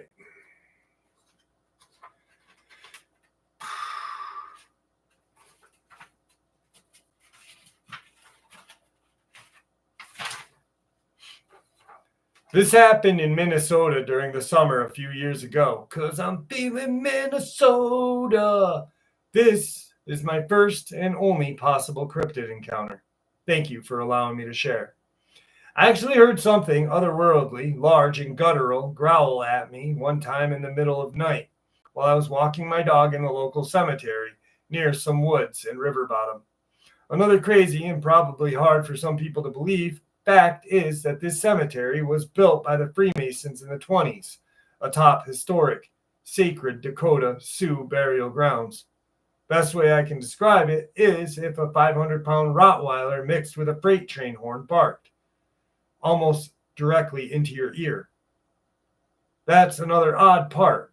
At the same time, it sounded somehow 80 yards away in the nearby woods. It also sounded like it was standing over my shoulder. It was sort of surreal, possibly paranormal. Not kidding. I was in shock momentarily and looked at my dog to see if I was hallucinating. Sure enough, she was on full alert, staring in the exact same direction I had been. Every hair on my body was standing up, and the adrenaline surged through my veins like electricity. I had never, ever felt primal fear like this before or since. I'm very big and passionate outdoorsman, and I've been in some very scary predicaments throughout my adventures in the woods and on water/ice, but this takes the cake for me. Needless to say, we hightailed it out of there, and I was looking back over my shoulder with my flashlight every 5 seconds. I will never forget this experience.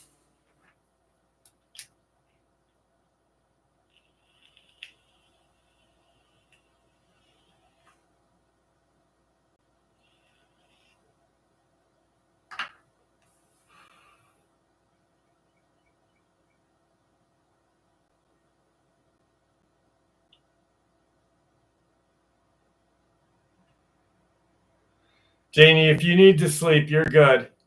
You're good.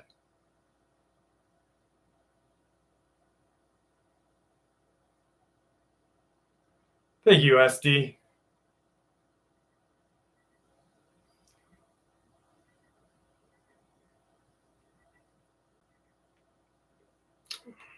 Johnny Bravo is awesome. The birds are out.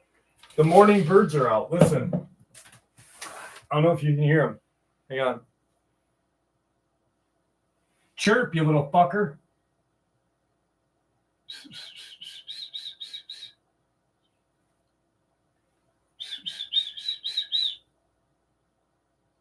Chirp. Morning birds. Fucking 1 a.m. Little bastards.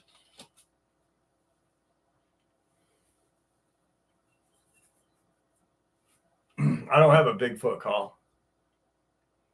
Janie, get some sleep, dear, all right?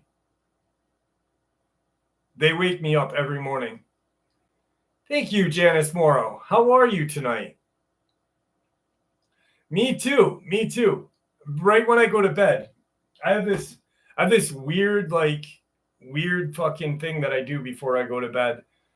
So after I'm done recording and everything, I make sure Tiggy's good, give him some treats, and then I grab 2 Outshine lime popsicles.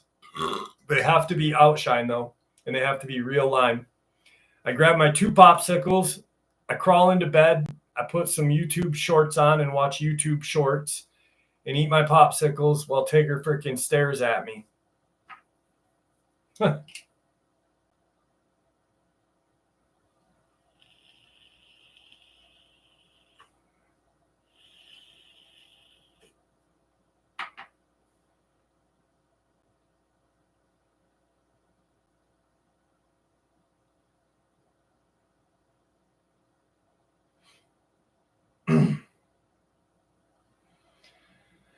Golden Giant 58, thank you for joining us tonight, buddy. No, Tiggy does not like popsicles. 2 Outshines. I got to have my 2 popsicles before I go to bed. I don't know why. It's funny. Night, Kelly Johnson. Have a good night. Banana popsicles? Yuck. I don't like bananas, but I'm glad that you like them, Mr. Squiggly Lines. I love lime. Lime is my favorite. Rosie Holt, thank you so much, dear.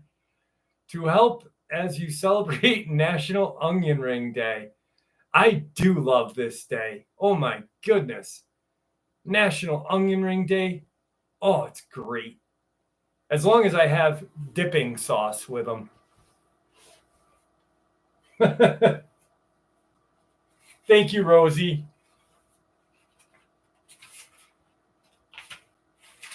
My Texas girl, Rose Holt.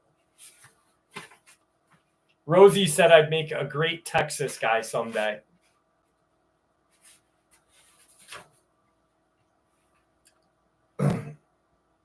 My buddy works for FedEx. She was driving to someone's house to deliver a package today. This was around 1:30 p.m. That person's house is an isolated spot, the nearest neighbor about 10 minutes away. The road she was on is surrounded by trees. The person's driveway had a gate that was open and was also surrounded by trees. She noticed a no trespassing sign, but because she was delivering their package, she ignored it and continued on. As she drove up to the gate, she felt uneasy. When she passed through the first gate, that feeling got more intense. She ignored it because she thought she was just feeling anxious about the trespassing sign. The trees cleared up, and it was just grass after that point. She could see the house clearly, even though it was still far up, and there were only 2 small trees on either side of the house. As she continued up, she eventually got to a second gate that was closed. She figured it was closed for a reason, so she got out of her truck and left the package there. As she was setting it down, though, she saw movement from the corner of her eye. She didn't turn her head or anything to see it because she said she felt that it would have been a bad decision to do so. All she did was move her eyes in that direction, and when she moved her eyes to get a better look, it stopped running and sharply turned its head towards her. That's when she got back into her truck, still without looking, locked it, and drove off.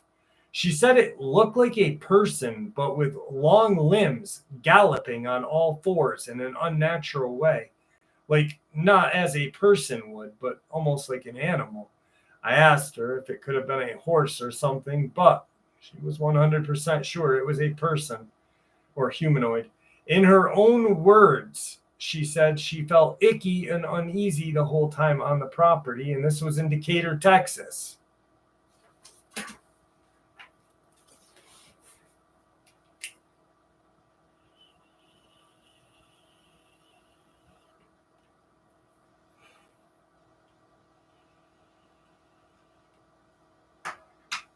Definitely crawler.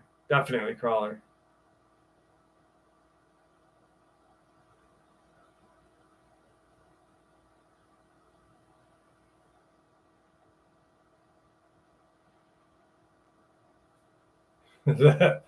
That's funny. I love limeade. Limeade's good.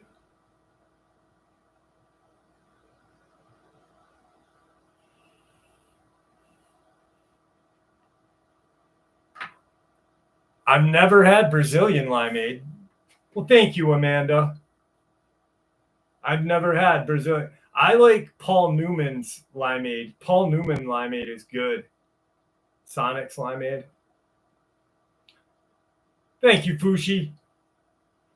Chrissy Chapman, how are you? Goman Bridge is close to Decatur. I've heard lots of. I have too. I'd like to check that place out sometime. Crawlers are terrifying. Crawlers and feral people scare me. One time I was up where Tom Mezek disappeared, and damn it, I literally just sat on my balls. I was up where Tom Mezek disappeared one night, and it was around 4 p.m. I'm walking up the mountain where I found those 3 rocks that were stacked, and I look up, and I swear, delirium, holy shit. Thank you so much. Oh my God. Thank you. Wow.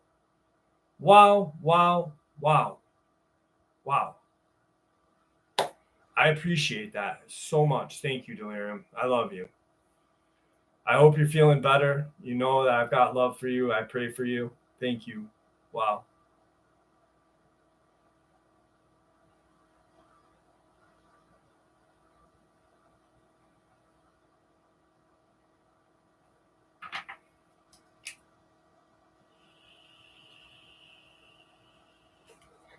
That is so awesome. T-Baby, how are you? So anyway, back to my story. I just got fucking choked up. I don't drink. So anyway, I go up and I'm walking, and I swear on everything, I thought I saw like a humanoid when I was up there. And like, I have caught some pretty crazy shit. Like, I have to admit, that place where Tom Mezek disappeared is more frightening to me than the Conjuring house was. Catching on video that metallic sound that Tom's family talks about hearing, catching whatever crashed through the trees behind me on video, whatever it was in the trail. Like, there's just too much shit that I've caught up there. And I think my most, like, I don't consider myself a YouTuber. I feel like I'm a researcher.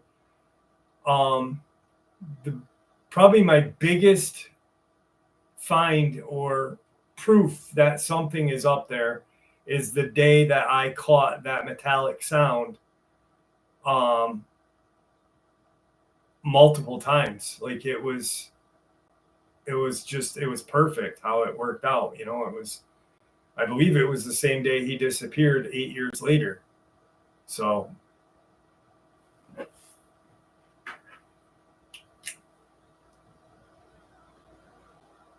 Fucci, you're good, buddy. I love going there. I love going there. I feel like Hollow, yeah, it was. I feel like it's. I fall asleep. Listen. Oh, MJ, thank you. Four is better than poo. I don't know. You got the addiction starter pack. To me, it's just I have humanoid cousins too. To me, there's something going when I go there. It feels I don't know. One day I feel like I'm gonna find something. I really, honestly, 100% feel like I am going to find a shirt, like his shirt, or a fucking hat, maybe his walkie-talkie. Like that would be awesome if I could find his walkie-talkie. Like I would be so ecstatic. I'd be like, oh my god.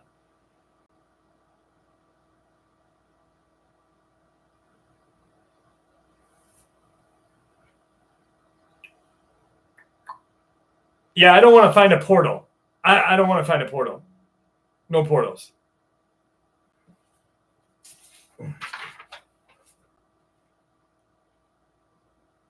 An angry parrot? That's funny. I've never seen a portal. I believe that metallic sound is a portal opening.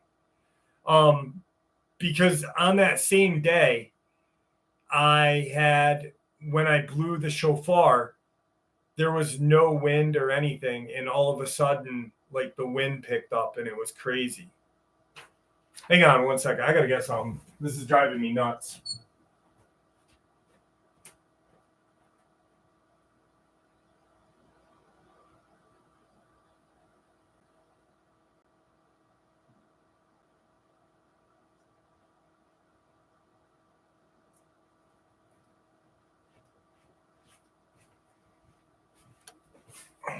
Better. There we go. Mothman Prophecies book is great. It's an amazing book.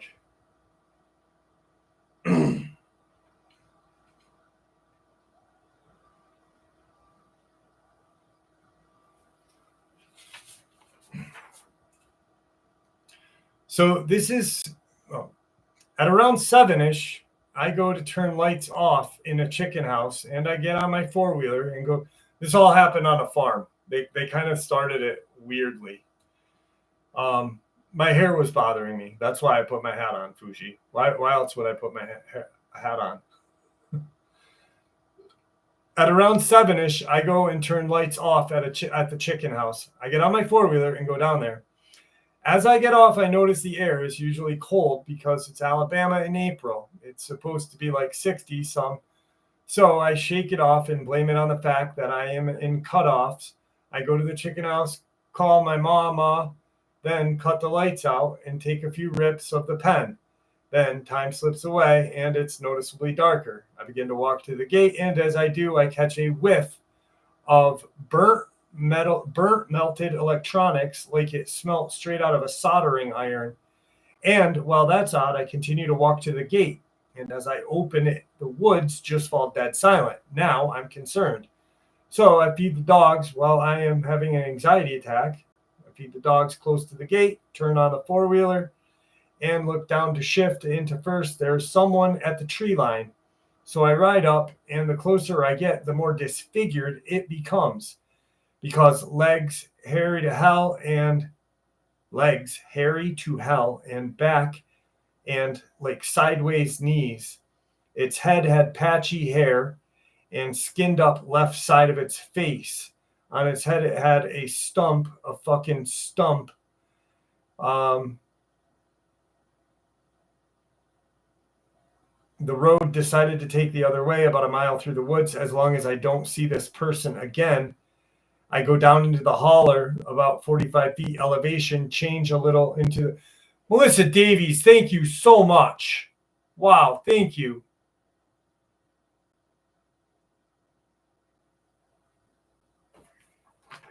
Hope you family.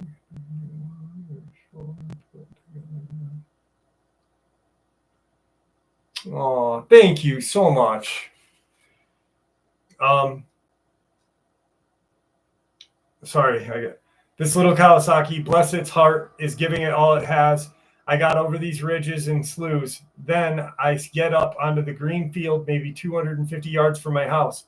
Just got to get through this one patch of overgrown with briar and brush with a creek in the middle. So I get down. Oh my fucking God, my luck. The wheeler gets stuck in the creek.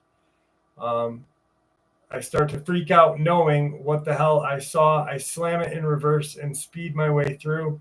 I catch a glimpse of the creature again, shooting out of the woods. I run to my house and get my gun, looking through like an animal wanting me to leave.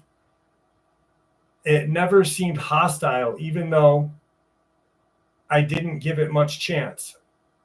I later punched my side of my house because I was paranoid and got my .357 revolver on my side. I am scared. I take a piss every noise I hear. This guy is like the worst fucking writer ever. So basically what he's saying is he's down at his chicken house. He feeds his chicken. He smokes his pen real quick. He gets up, realizes it's a little darker, feeds the dogs, sees a feral human in the woods, gets on his wheeler, rides crazily and scared, gets to almost to his house, gets his wheeler stuck, gets it out, goes to the house, gets his gun, looks through the woods, doesn't see it again, punches the wall because he's pissed, and now he wears his .357. Like, bro, fuck. Melissa, thank you so much. Delirium, Rosie Holt, Melissa, you guys are amazing. Aramook, thank you. Obese, and I forgot the other one. Hang on, I will remember. But thank you guys. You guys are amazing.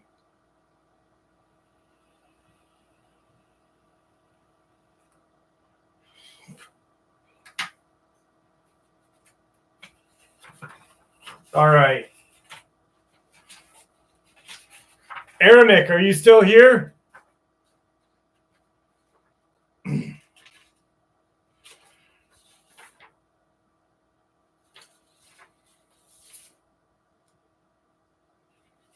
Aramic, this is the Gargoyle one I told you I had. Jeff, he must be a better writer than me.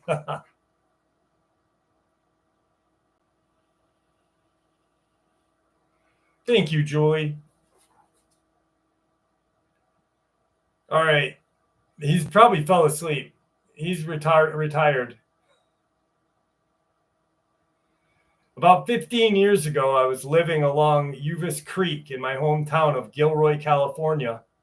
It was late summer at around 12:30 in the morning, shortly after 1 a.m., when my two other companions and I heard a screaming sound of death coming further down from us.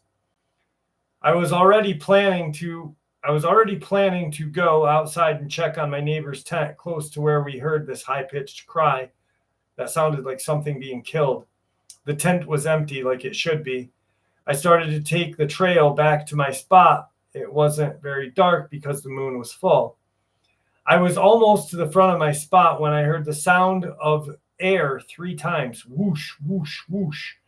I turned toward the creek and looked at the bend, not expecting to see what I saw. From behind the trees and shrubs was a black, devilish, gargoyle-looking, bat-winged, 8 to 10 foot, red-eyed, red-mouthed, floating, not flying creature. Its skin is a dense, rubbery type of skin. Now remember, it's floating past me, not knowing that I was watching. In my head, I repeated, "Don't look at me, don't look at me," over and over, saying perfectly still. It continued to float past, and my friend looked out for me and said, "What are you doing?" I said, come here.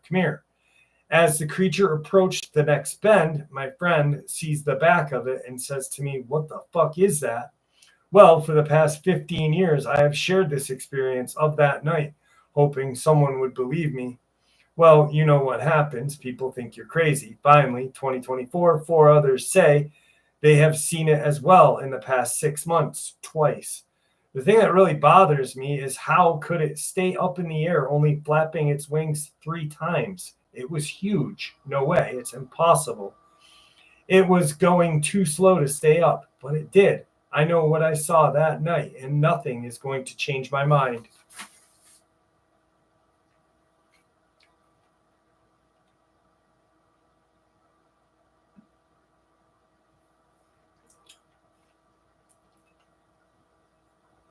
Yeah, definitely evil. Definitely evil.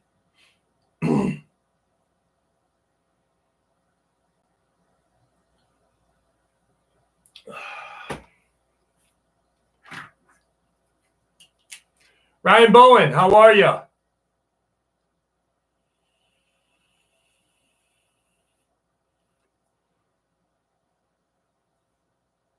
Super chat message is awful. No glasses on. I was trying to say that it would be awesome if Jeff organized a low key subscriber happy hour night or a weekend. I would drive up. Yes, that's funny. I wouldn't do a happy hour because I don't drink. So I would do something different. And I wouldn't charge. Like if I ever did a convention, I would have if I ever had a convention, I would have Jimmy Petanito, Mr. Haunted, the former videographer for the Warrens, Ed and Lorraine Warren. He worked with them. He worked with Father Malachi Martin. So he would be there. Probably I would try to get in touch with Corey, one of the original owners of the Conjuring House. He doesn't own it anymore. He sold it to like a franchise. Who else would I get? I would get the two brothers, the Bartholomew brothers from Whitehall. That they're huge into Bigfoot research. A few other people. I'd try to invite Dark Waters up, and then I'd have you guys come. And I'd be like, it's free. It's free. Like, I'm not paying anybody. You guys are coming for free and we're going to hang out. Like, I hate conventions, like where they charge you money and fucking ass butt you, like it's ridiculous. Like, one, we're all fucking people. Like, like those stupid conventions that like, they have them on Facebook and they're like, this guy wrote this book. He's a YouTube channel. He's got 30 whatever subscribers. He does this. He does that. And then they charge you like $30 to go in. Dude, you're just a human. Like, we're just fucking people. We're not important. Jesus Christ, You know what I mean?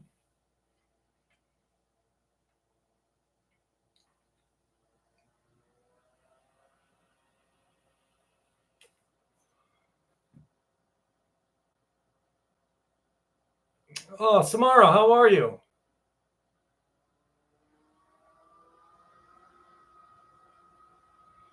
Stormy, how are you?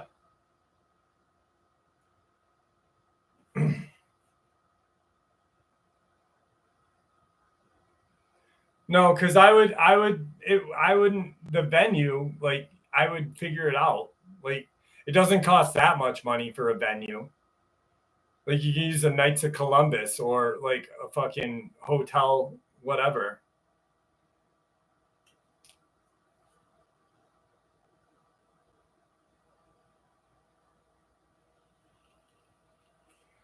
It's ridiculous. Like, I have a YouTube channel. You know what I mean? Like, I am nobody special. Why would I charge people money?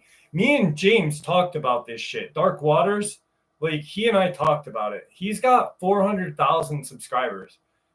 He's fucking huge. He doesn't consider himself a celebrity. He's one of the most down to earth fucking people I know. And then you have these like little fucking shitty shits that oh, look at me, 10,000 subscribers. I'm famous now. $40 to see me and talk about something I don't know about, but you come and pay. All over. Now I'll stop.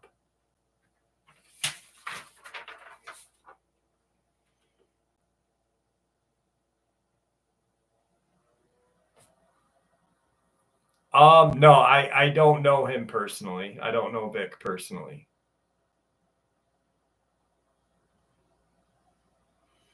Maybe sometime. Maybe yeah. What I would do is I would sell shirts. Is Steph still on? Because he knows a lot about. He knows just about what he saw over there, Gringo, but he's very intelligent. I got to get in touch with him. Actually, you got me worried now because I haven't talked to him in quite some time.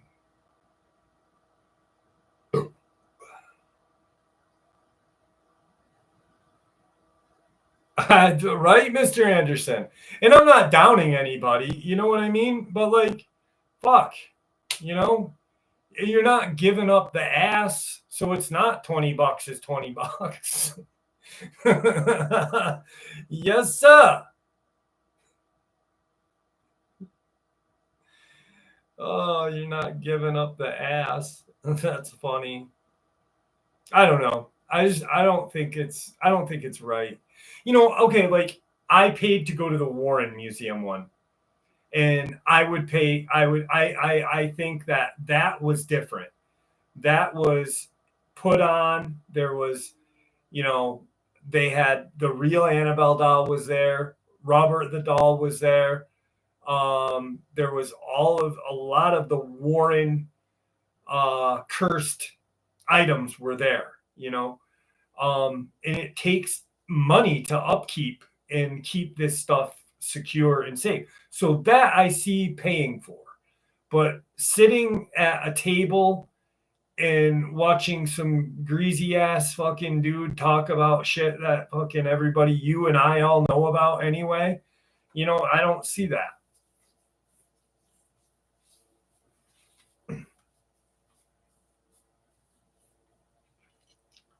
All right.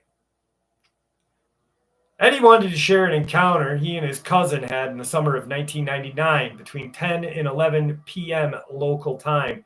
They were traveling south on I-49 toward Joplin, Missouri, with Ed driving. He could not recall the exact area, but it was not far from Joplin. He states that he noticed a tall figure quickly running from the direction to the medium to his left, then directly in front of his car. Both he and his cousin observed this human-like being and immediately said to each other that it looked like a gargoyle. The headlights illuminated this humanoid so well that both witnesses could see a good description. The gargoyle was at least 6.5 feet in height, dark, leathery, hairless skin. The being looked toward the witness. The face featured starkly flattened characteristics with large, deep-set eyes. There was large wings that lay flat on its back, but were extended as it reached the right side of the highway. He believes he began to ascend into the air above the field. He also notes that he and no other comparison to make regard to humanoid other than calling it a gargoyle. However, after watching the movie Jeepers Creepers following the film's release in 2001, he stated that the humanoid was very similar to that. Both witnesses remained quiet about the encounter until a few years later, when he married his wife and his cousin recounted the incident to her.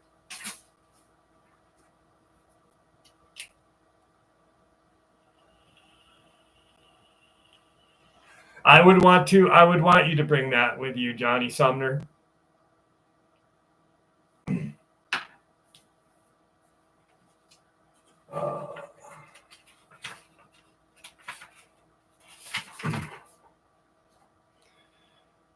I live in a small village in rural England. Every night when it gets dark, I like to go on a walk through the rural walking paths to get away from my busy life and to have peace and quiet and relax. The small village I live in is in a forest, and within the village is a graveyard. At the end of this graveyard is a gate that connects to a large opening of grassland in the middle of the forest.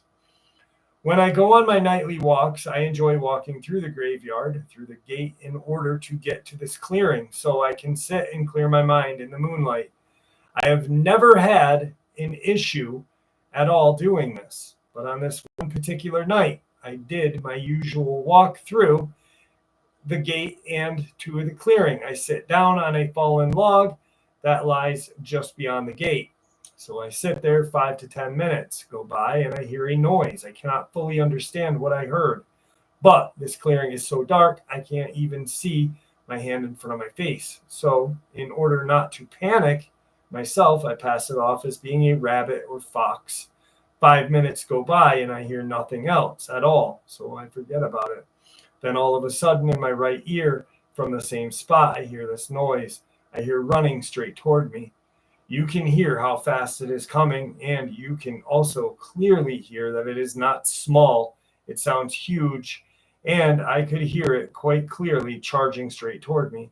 My body instantly goes into fight or flight, and I lie back in panic, putting my hands over my face and kicking my legs up into the air as this running gets closer and closer.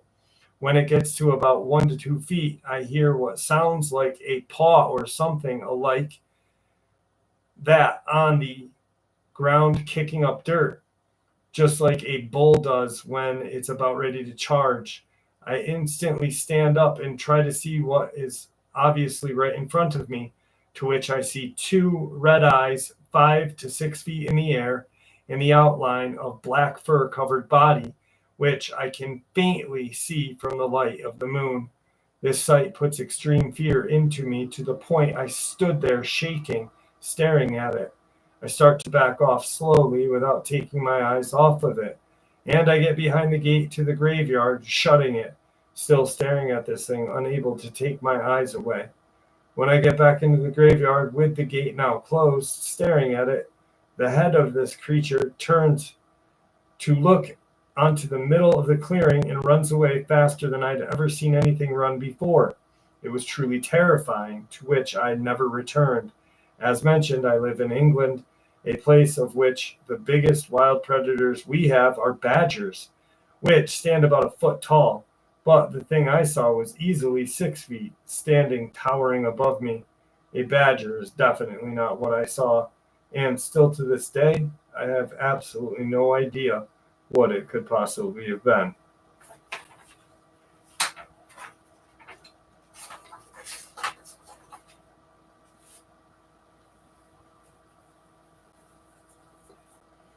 I respond all the time.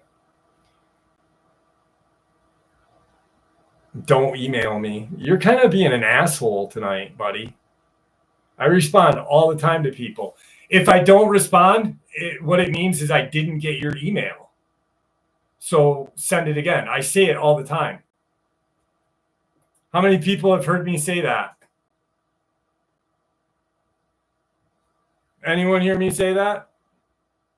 Because I never got it, buddy. Send me an email and I will respond.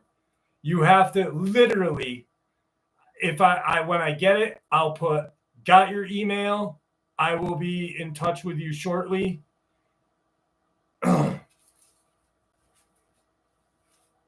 Oh, you got a bunch of yeses on that one, son.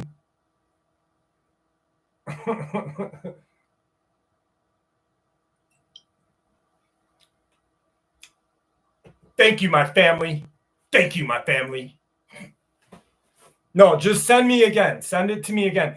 Because for real,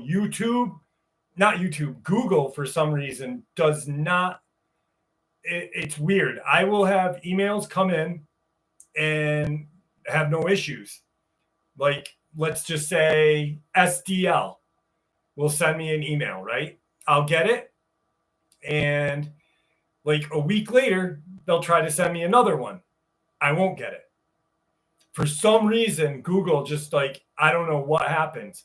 Want to hear something weird too? Is I was looking at Social Blade the other day to see like what future projections would be. Social Blade, which works with YouTube, it coincides with all the platforms. It literally says that I have 107,000 subscribers. It's not right because I only have 98,000. I should have a lot more because I have 40 million views. I look at James's Dark Waters. It had 477 and the exact number. I go and look at his channel. It's the exact number. I'm like, what is going on? Like, there's something weird. Like,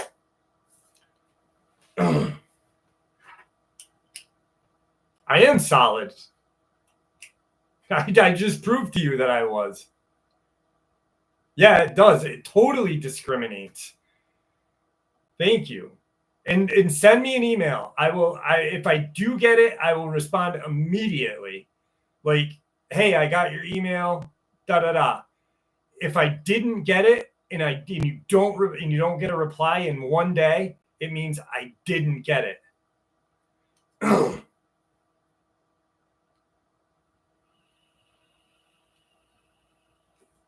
It's 72. That's crazy, Stormy, because it's 72 right now. Craigers! Thank you, brother. Every time I see you, I think of rims. I don't know why. There's a family of Bigfoot that live in Atlanta close to. There's a family of Bigfoot that live under your bed, Johnny Sumner. You got them in a box. You're like that Bigfoot predator. You got a white van full of Bigfoot. You dirty, dirty man, you.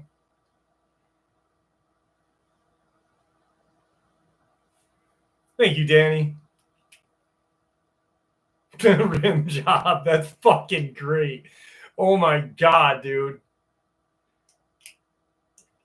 Do I think they are human or ape? I don't think they are either. I think they're a species amongst themselves. I love Tigger too. He's laying on the couch right now. He's laying. He won't come if I call him. He's a dick. The only way he'll come is when I get my pops to go to bed. No, I think they are. I don't think they are human, nor do I think they are ape. I think they're a species amongst themselves. I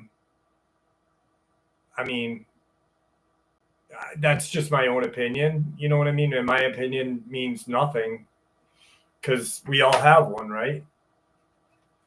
I think by hearing your guys' opinions, I think freaking we truly learn more. Thank you, Danny. Idaho was in the 50s. Dang, bro. 50s would be nice.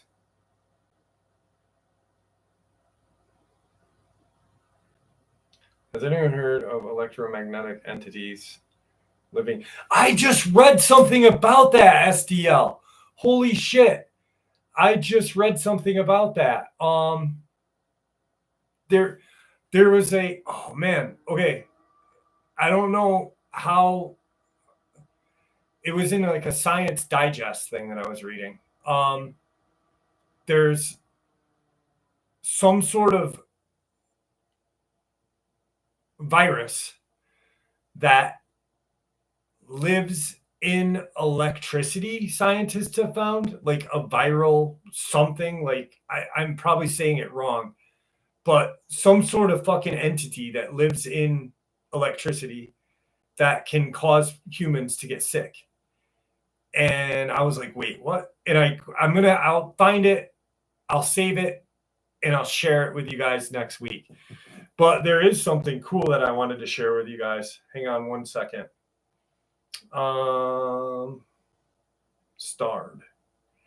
Did you guys hear about this? This is very interesting. This is CNN Science. So I'm not a big fan of CNN. I'm not a big fan of Fox. I don't like getting news like that. I like to get equal news. But I thought this was fascinating. So I do like Fox, but not all the time. Dragon Man DNA revelation puts a face to a mysterious group of ancient humans. An enigmatic skull recovered from the bottom of a well in northeastern China in 2018 sparked intrigue when it did not match any previous known species of prehistoric human. Now, scientists have found evidence of where the fossil fits. And it could be key, and it could, goddamn pop up, and it could be a key piece of another cryptid evolutionary puzzle. After several failed attempts, the researchers managed to extract genetic material from the fossilized cranium, nicknamed Dragon Man, linking it to an enigmatic group of early humans known as the Denisovians. A dozen or so Denisovian fossil bone fragments had previously been found and identified using ancient DNA, but the species' small size offered little idea of what this shadowy population of ancient hominids would look like, and another group had been assigned an official scientific name. So they're like the DNA. There he is. I was just talking about you, Haunted. How are you, my friend? This guy's a fucking celebrity right here, Mr. Haunted. Mr. Haunted, a celebrity. What's up, brother? How are you?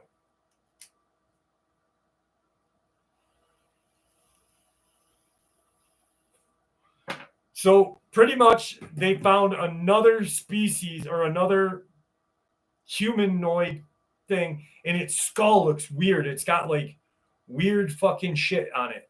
Really cool. Yes, he worked firsthand with the Warrens. 100%. Like, I've interviewed him on my channel. He's one of my great friends. I love him.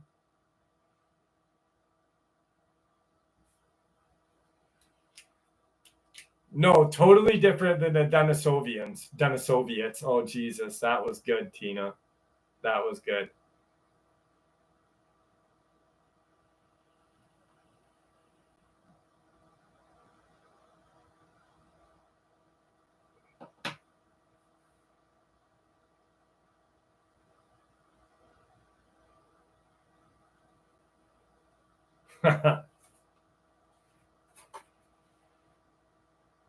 No, Pops isn't here tonight. She's doing something with her family tonight. Good to see you, though, Jimmy. I hope you're doing well tonight. Happy Father's Day late, too, my brother.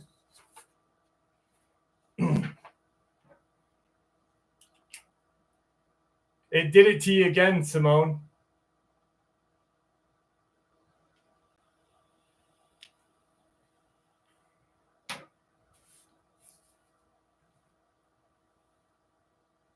Tyler 420 still here.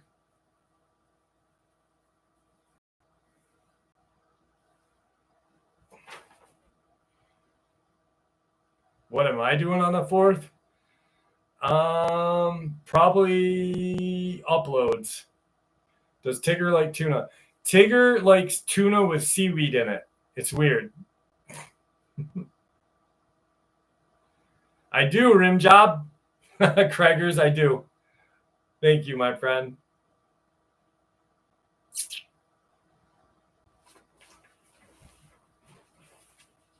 Ugh.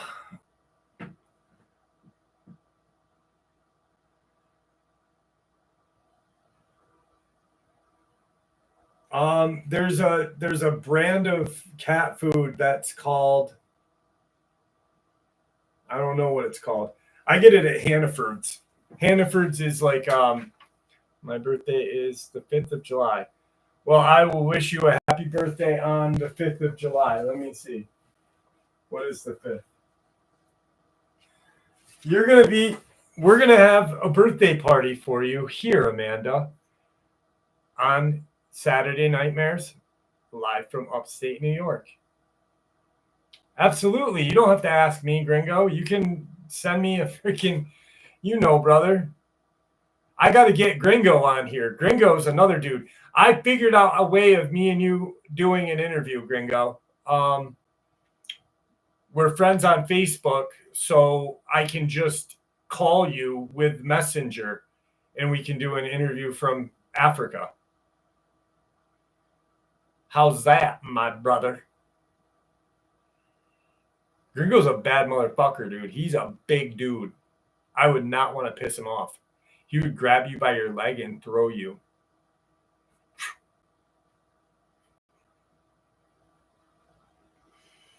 It sounds like mine. Me and Gringo are from the same locale. He sounds like this. Jiff. No, that's not an English accent. I'm a fucking idiot. Good day, Jiff. How do South African people talk? Blikey. I don't know. God dang it. I live in Hawaii, specifically on the island of Maui. 7 years ago, my dad had been working out near the War Memorial Stadium in an open field at around 8:30 every day for 6 months. One night, the sky mostly cloudy with a few clear patches. 10 minutes into the workout, while doing sit-ups, he saw something he can only describe as a mix between a dragon and a bird. The moon was full and bright. The creature was coming from the mountains and heading toward the ocean. The way it flapped its wings was not like a bird. It was more graceful, almost like the movement of a stingray. My father said that it looked like it was moving in slow motion, yet it was covering distance quickly. The wings were long. He estimates 15 feet on each side. Even though it was far away, it still looked huge. My dad couldn't tell it was because of the moonlight or what, but it looked as though the creature was glowing. He could make out what looked like feathers on its body, but also resembled scales. The wings looked peculiarly large compared to the body and reminded him of a pterosaur wing. The creature's body was thick, and there were ridges along its back of its neck leading to its head. The neck was also thick and fairly long. That's what she said, though not longer than its body. The tail was thicker than its neck. He compared it to a tail of an armadillo. He estimated it to be 10 feet long. My dad found an article similar to this, similar to a sighting, and from two soldiers in Kauai. I tried to access the website, but unfortunately it is down and you have to pay for it.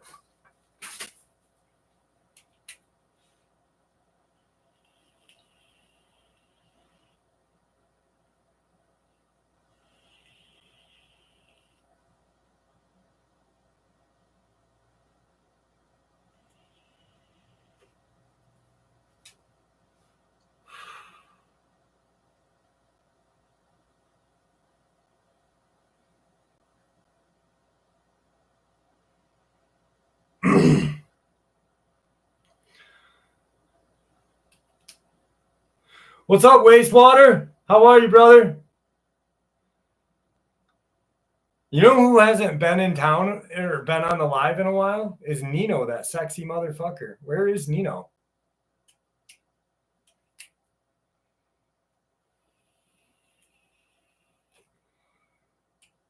Did I get what? What did I get? I don't know what I got.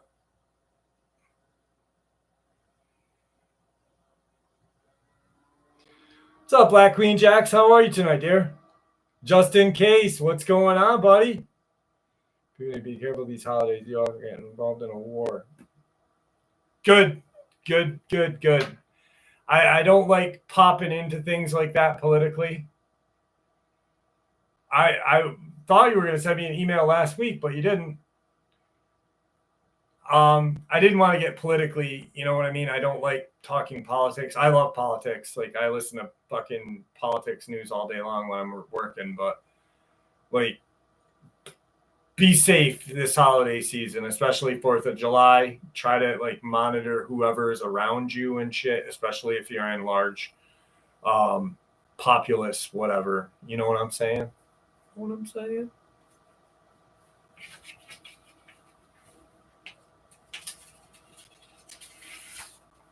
Fauci, you're a good man. Don't let anybody ever tell you wrong. I did, Black Queen Jax. No, I'm just kidding. Someone did. Nice seeing you.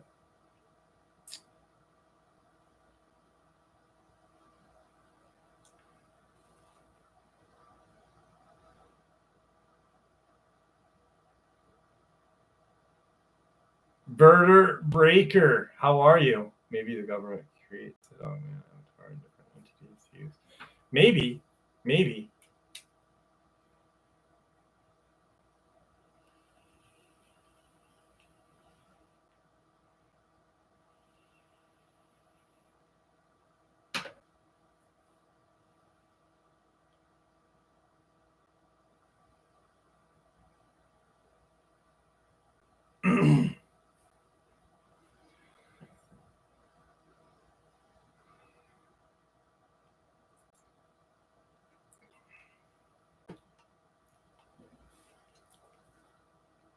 I told you, Rose, I was not joking when I said John has some under his bed in a box. He really does. He's like a Bigfoot pervert. He like picks them up, abducts Bigfoot in a white van. I swear on everything. I swear. It's supposed to be really hot up here. You're right, Tyler. It's supposed to be really hot. Let me see what we got cooking tomorrow. Cooking tomorrow. Heat advisory Sunday, 11 a.m. until Sunday, 8 p.m. 90 tomorrow or today. 96 on Monday and 100 on Tuesday. 90 on Wednesday. And then 67 on Friday. Ha ha ha ha.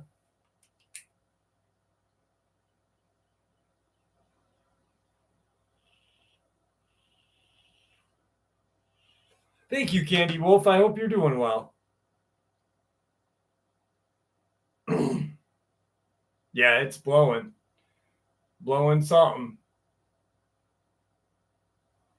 Oh, no, SD. That's terrible. It's been a few days since this encounter initially happened. Thursday night, we all decided we wanted to go for a walk down to the creek and wooded area right down the street. It was about 10 p.m. when we walked out the door. It was an eerie night, which is odd for my neighborhood. As we made it to the creek, one of my friends and I both became extremely confused and discombobulated. I didn't know where we were and where we were heading, which is crazy because I grew up here. As we continued our walk, it just felt like everything was spinning around me. That's when my older brother saw it. We were somewhat huddled around when my older brother said he had this feeling to look behind him. At that moment, he saw this fog or mist float in and out of his view. He described that the third time it came around, he could distinctly see some sort of skull. He said that in the mist, there was a body. Within a second of my brother seeing this skull, simultaneously, all four of us got the most primal feeling of fear. We all got this feeling of no words. We all now knew we had to leave and continue back down the path as fast as possible without running. I was still feeling very discombobulated and terrified. As we walked to find the entrance/exit path, I thought we had walked past it. This entrance is like a zigzag pattern made out of wooden posts. As we walked, I looked to my left and saw this path the group was still walking on. Right as I was about to correct the group to the path, I quickly went to catch up to them. To my surprise, we had made it to the real exit. In this creek, there is only one entrance, which is also the exit. Anyway, we walked back to the house with our hair standing on end. One of our friends who was with us was taking pictures. So after we got inside and locked all the doors, we were wondering if he caught anything on his camera. He pulled out his picture, and it just seemed to be a blue light. This picture drew us all in. I felt like my peripheral vision was gone and focused on this blackish blue picture. Then, when we broke out of this trance, we started to cry. Something was so wrong that it made us all break down. I don't know what it was that we encountered that night. This is south of Lake Tahoe. Thank you for allowing me to share.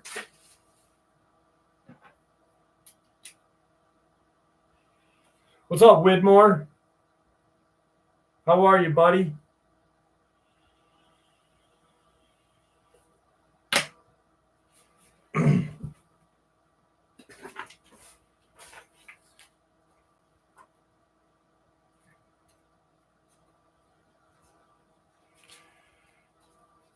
How dare you threaten me with those kind words?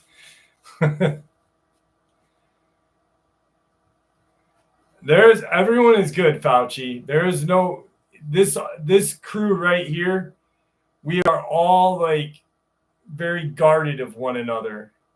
So like if someone feels like they're getting like picked on or whatever, someone will say something. Other than that, had eye surgery yesterday, so watching and resting. You mentioned you and appreciate you asking. I love you. I love you, Neck. I love you, brother.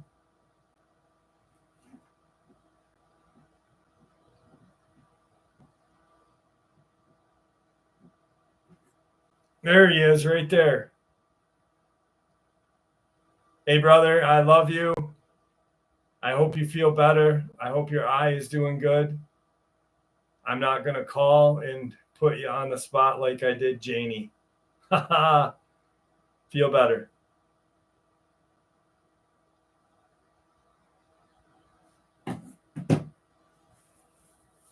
All right.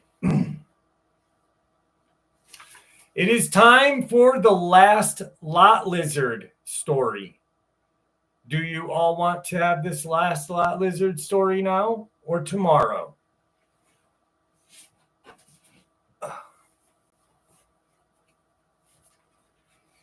There we go.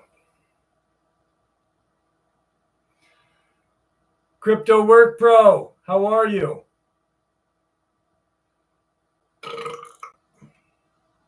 DL, how are you? I'm sorry I didn't see you so late. I apologize. AG, I did.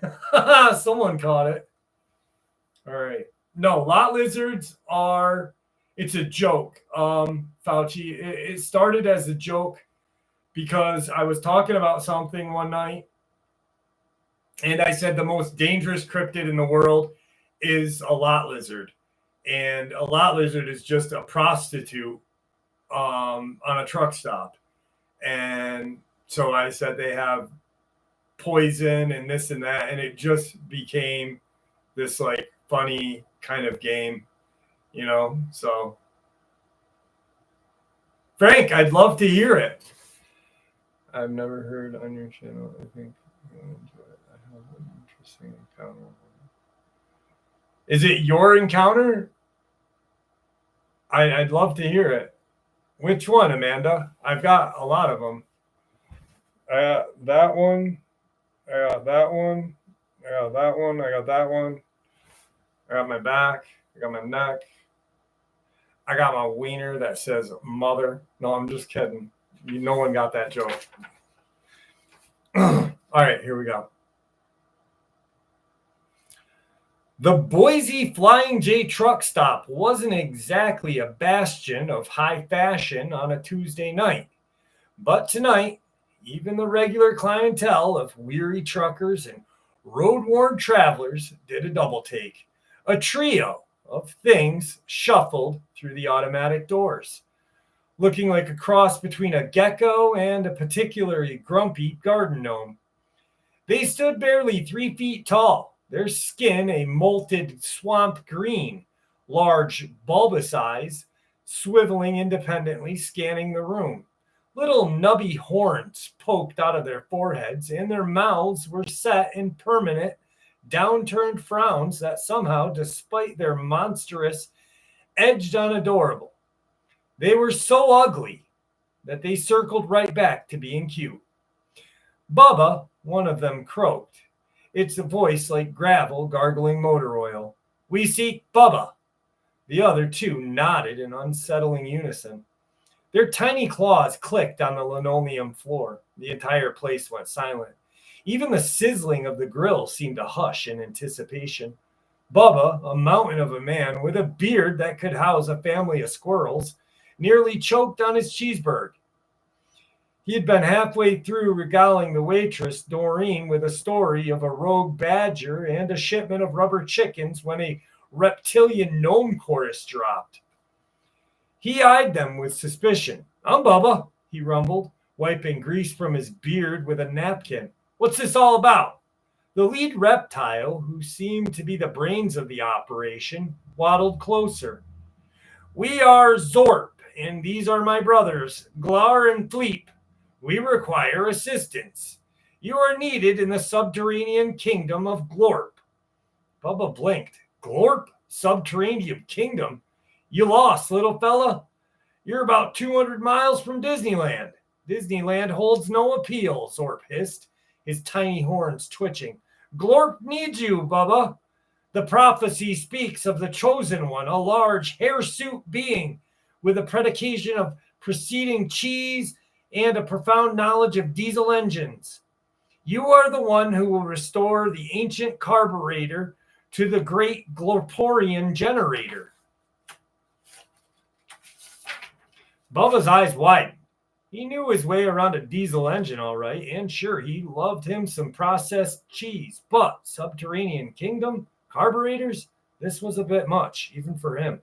Look, fella, Bubba said, trying to sound reasonable, I appreciate the offer, but I got a load of pickled eggs to deliver to Albuquerque. I just can't up and leave. Zorp narrowed his bulbous eyes. Resistance is futile, Bubba. Our telekinetic tractor beam will transport you to Glorp, whether you wish it or not. Suddenly, a booming voice sliced through the tension. Hold it right there, you little green turds.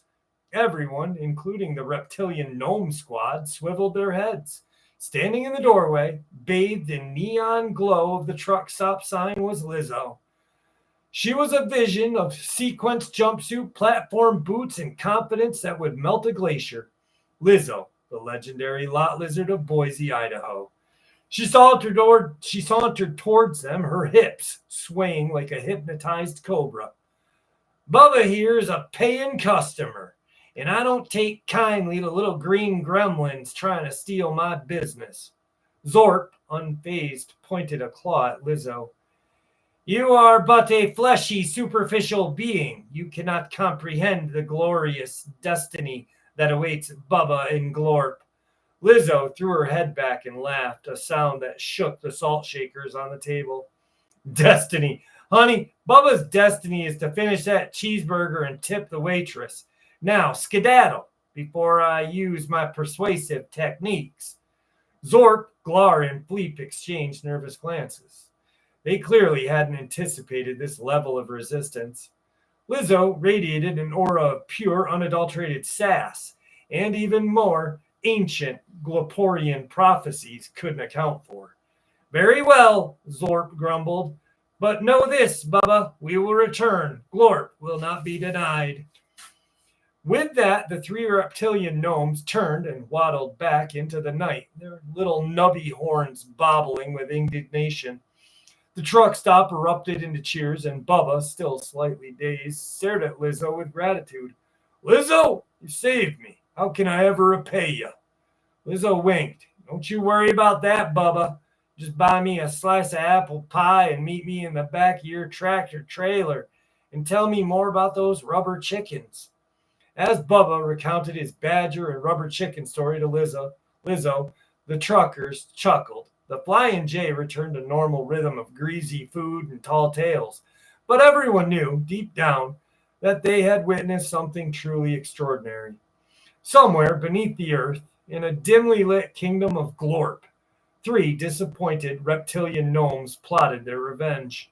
And in the heart of Boise, a trucker named Bubba owed his freedom to a cheeseburger, a sequenced jumpsuit, and a ferocious loyalty of the one and only Lizzo, the lot lizard. The battle for Bubba was far from over, but for now, Glorp would have to wait, and Bubba could finally enjoy his pickled eggs in peace.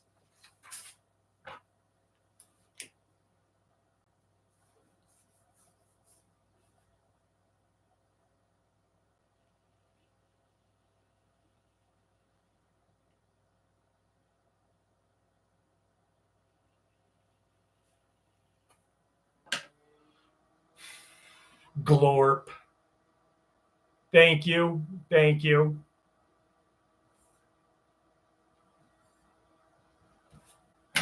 Let's see what I missed quick.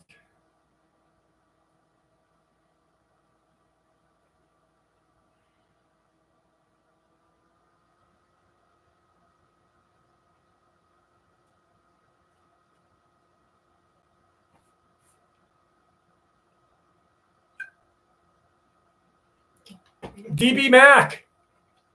I did it already. I could go for some pickled quail eggs. Ew! My daughter wants to eat some sort of fucking ostrich egg or some shit like that. some weird name. She talks about it all the time. She's like, we just cook it and eat it. I'm like, ugh. Just the noise made me revolt. No, not an eagle egg. Yucky. Thank you, DB Mac. I appreciate that. Frank, I want you to email me. I want to hear that experience. Do you need my email address, buddy? It's some like Asian emu egg, maybe, Eli. I think you got it right. Candy, have a good night, dear. Thank you for popping in. Hang on one second. I'll tell you. Japanese large egg that is uncooked or cooked, whatever.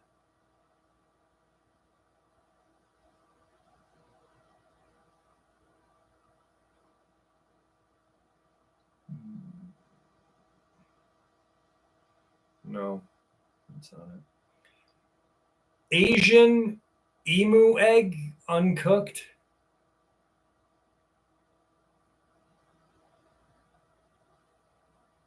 I don't know, but it's fucking gross. And she talks about it all the time. She saw it on Tic Tac. And I'm like, you ain't eating that shit. And I ain't paying for it.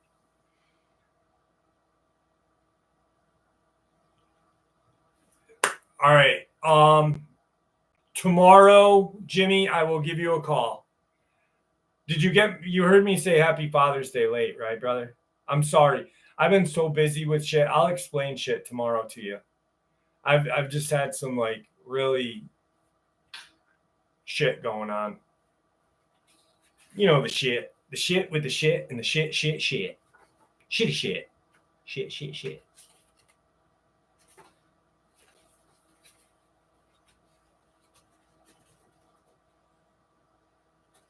Oh my God, we have more likes than people watching finally. Ha! Wow, I did it. I did it, guys. I did it.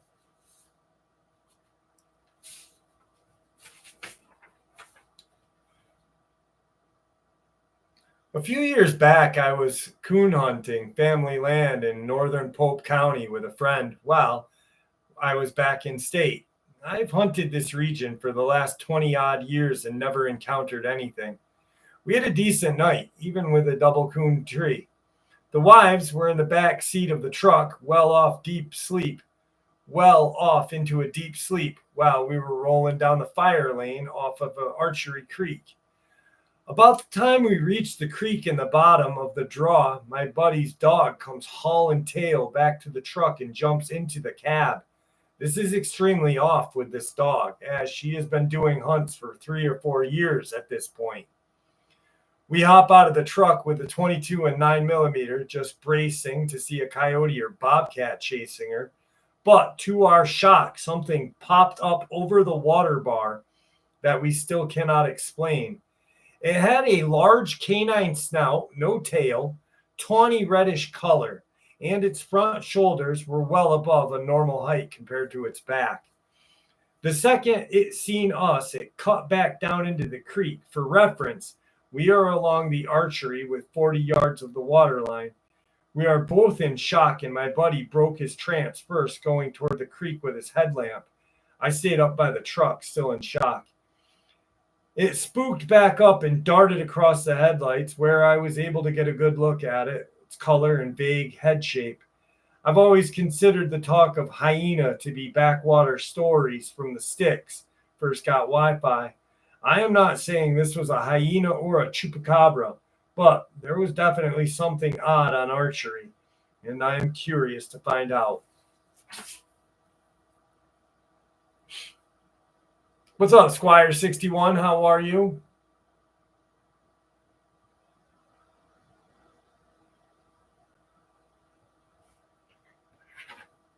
Baloo. That's the name of it. Baloo.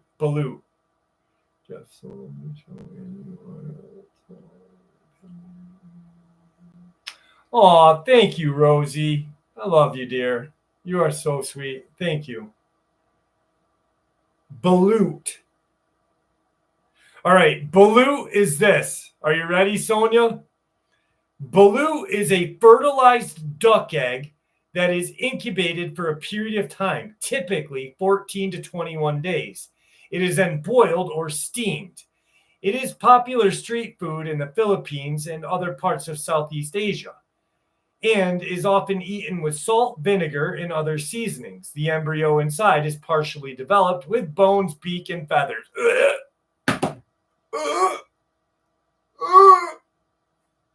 Fuck that.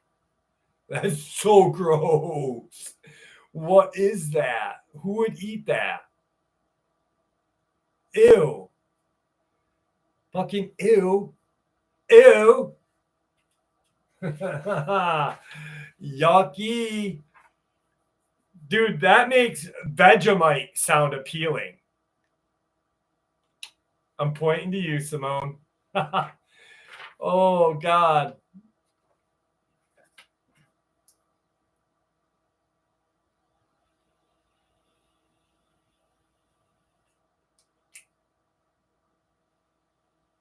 Thank you, Claire. Hey, I'm not saying, like, if I grew up on Vegemite, I may like it. All I know is that bottle of Vegemite has a special spot on my bookshelf. So I will never get rid of it, ever. I love it. Me and my friend noticed something a few months ago while driving home from a movie. My friend was driving and she saw something dart across the road. She describes it as tall, lanky, and very fast. After we first saw it, we both got really bad feeling like we needed to hide. And ever since then, over the months, we no longer feel safe leaving our home at night. Even sometimes we don't feel safe inside. We will sometimes see this figure or sometimes two standing in shaded areas with little visibility, just watching us. And it will often actively avoid being spotted, but recently the feeling has gotten worse to the point of panic and genuine fear. We think it might be a pair or even a group of things, given we can only see or feel impending danger or figures in different places at once. And I've even had animals react. So we are pretty sure it's not in our heads. We know it avoids daylight specifically and tends to avoid streetlights. Might be because it doesn't want to be seen. We've had it circle our house, tap on doors and windows, actively looking for a way in. And even my friend's cats will show signs of discomfort and wanting to hide. We don't know what it is. All we know is it's not human and it's not a normal animal. We've tried figuring out on our own what it is, but each time we got a lead, we run into something that doesn't match up with our experience and that the creature we were thinking on isn't known for doing. We are scared and just want separate opinions. Nobody believes us, but we know we are being followed/hunted. Well, you pissed off a demon. Herman Audit, how are you? I think that was definitely not a crawler. I think it was a demon that these people pissed off. They upset the demons. Don't upset the demons.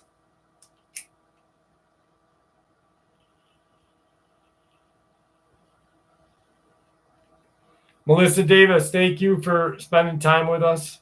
I appreciate you. Delirium, are you still in here? Vertebraker, vertebraker, vertebraker. Caker, vertebraker, vertebraker. There you are. How are you? I want to thank you once again for that amazing donation. Thank you so much. You really didn't have to do that. That was truly, truly fucking amazing. All right. This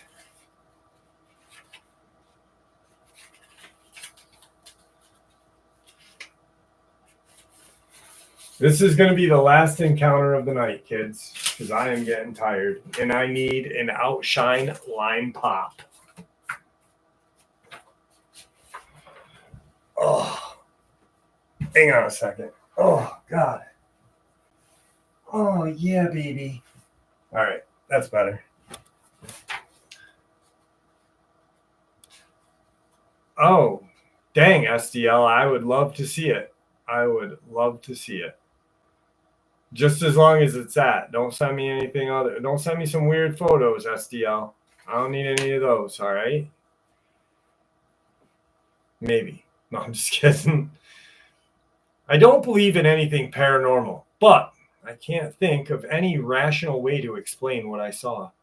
This happened in mid-November, and I still think about it quite a bit. I live on the coast of Lake Michigan, where it's common for sea glass to wash up on the beach. It's been a hobby of mine to collect it since I was a little kid, and my mom and I would collect it on the beach near our home. I prefer to go in late fall or early spring when nobody is there, pick up good pieces, and the wind isn't too cold yet. There's a park near where I live now that is especially good for sea glassing. It's tucked in between private properties, so it's not a lot of people know about it. Anyway, mid November, the beach is completely empty. There is a paved trail that leads from the parking lot down to a ravine and to the beach house, but on this day, I felt like exploring a bit. I walked along the top of the bluff until I found a small unmarked trail, and I decided to follow it. It led down to the beach. I couldn't find a good access point that didn't involve climbing. So I kept walking. Eventually, it led to a dead end. I turned around and walked back, and as I did, I heard something thump loudly on the ground like it fell out of a tree. Then, suddenly, I heard the sound of something charging through the brush straight toward me. It sounded like a large bear, but there aren't bear in my area. I instinctively made myself look bigger and shouted, "Hey!" in a deep voice. Whatever it was stopped maybe 20 feet from me. I stood there staring at the spot for about 30 seconds before cautiously continuing up the trail. I went back to one of the clearings and climbed down to the beach. The whole time I was walking, I couldn't shake the feeling of somebody or something watching me. The beach was empty though, so I figured it was still just shaken up from whatever happened in the woods. I also kept hearing the second set of footsteps on the gravel behind me, matching my pace exactly. But since nobody else was on the beach, I figured it was just an echo. Then I got to the beach house. I had to pee, so I went behind to see if the bathroom was open. As I turned the corner, I saw something peeking around the far side of the building at me. It had a human like body, but it was about 7 feet in height. Its skin was very pale, almost translucent. I could see the blue of its blood vessels. It had no discernible facial features. It had bone structure of its face. It didn't seem to have eyes or a mouth or anything. I immediately started to sprint to the main trail. I am very out of shape, but I ran the whole way up the bluff. I thought I was going to pass out when I got to my car. I didn't take a second to catch my breath before driving away. I drove to a nearby restaurant and waited. I was there. I texted my friend about it. He told me I was just upset about something going on in my life and that I was seeing things. That felt very real to me, but I accepted that. I was feeling very emotional that day, and maybe my brain was just playing tricks on me because of it. But months later, I still can't get it out of my mind. It felt so real. It felt so real. It had to have been a cryptid. Thank you for allowing me to share. All right. We did 2 hours and 45 minutes tonight. I want to thank you all for hanging out with me. Whew. I love you all. I think you're all awesome. Anyway, guys, thank you. Another Giant Slayer. How are you? Thank you, buddy. Appreciate you.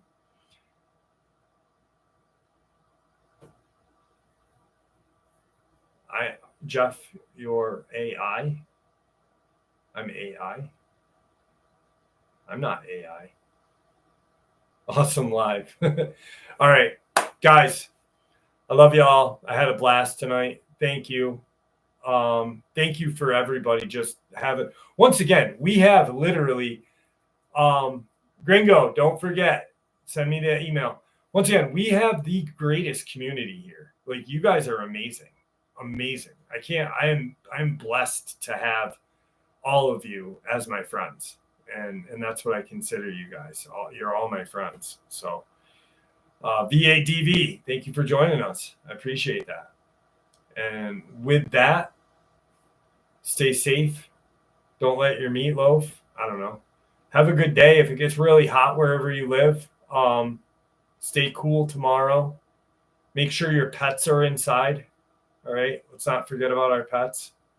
All right. Love you guys. Have a good night.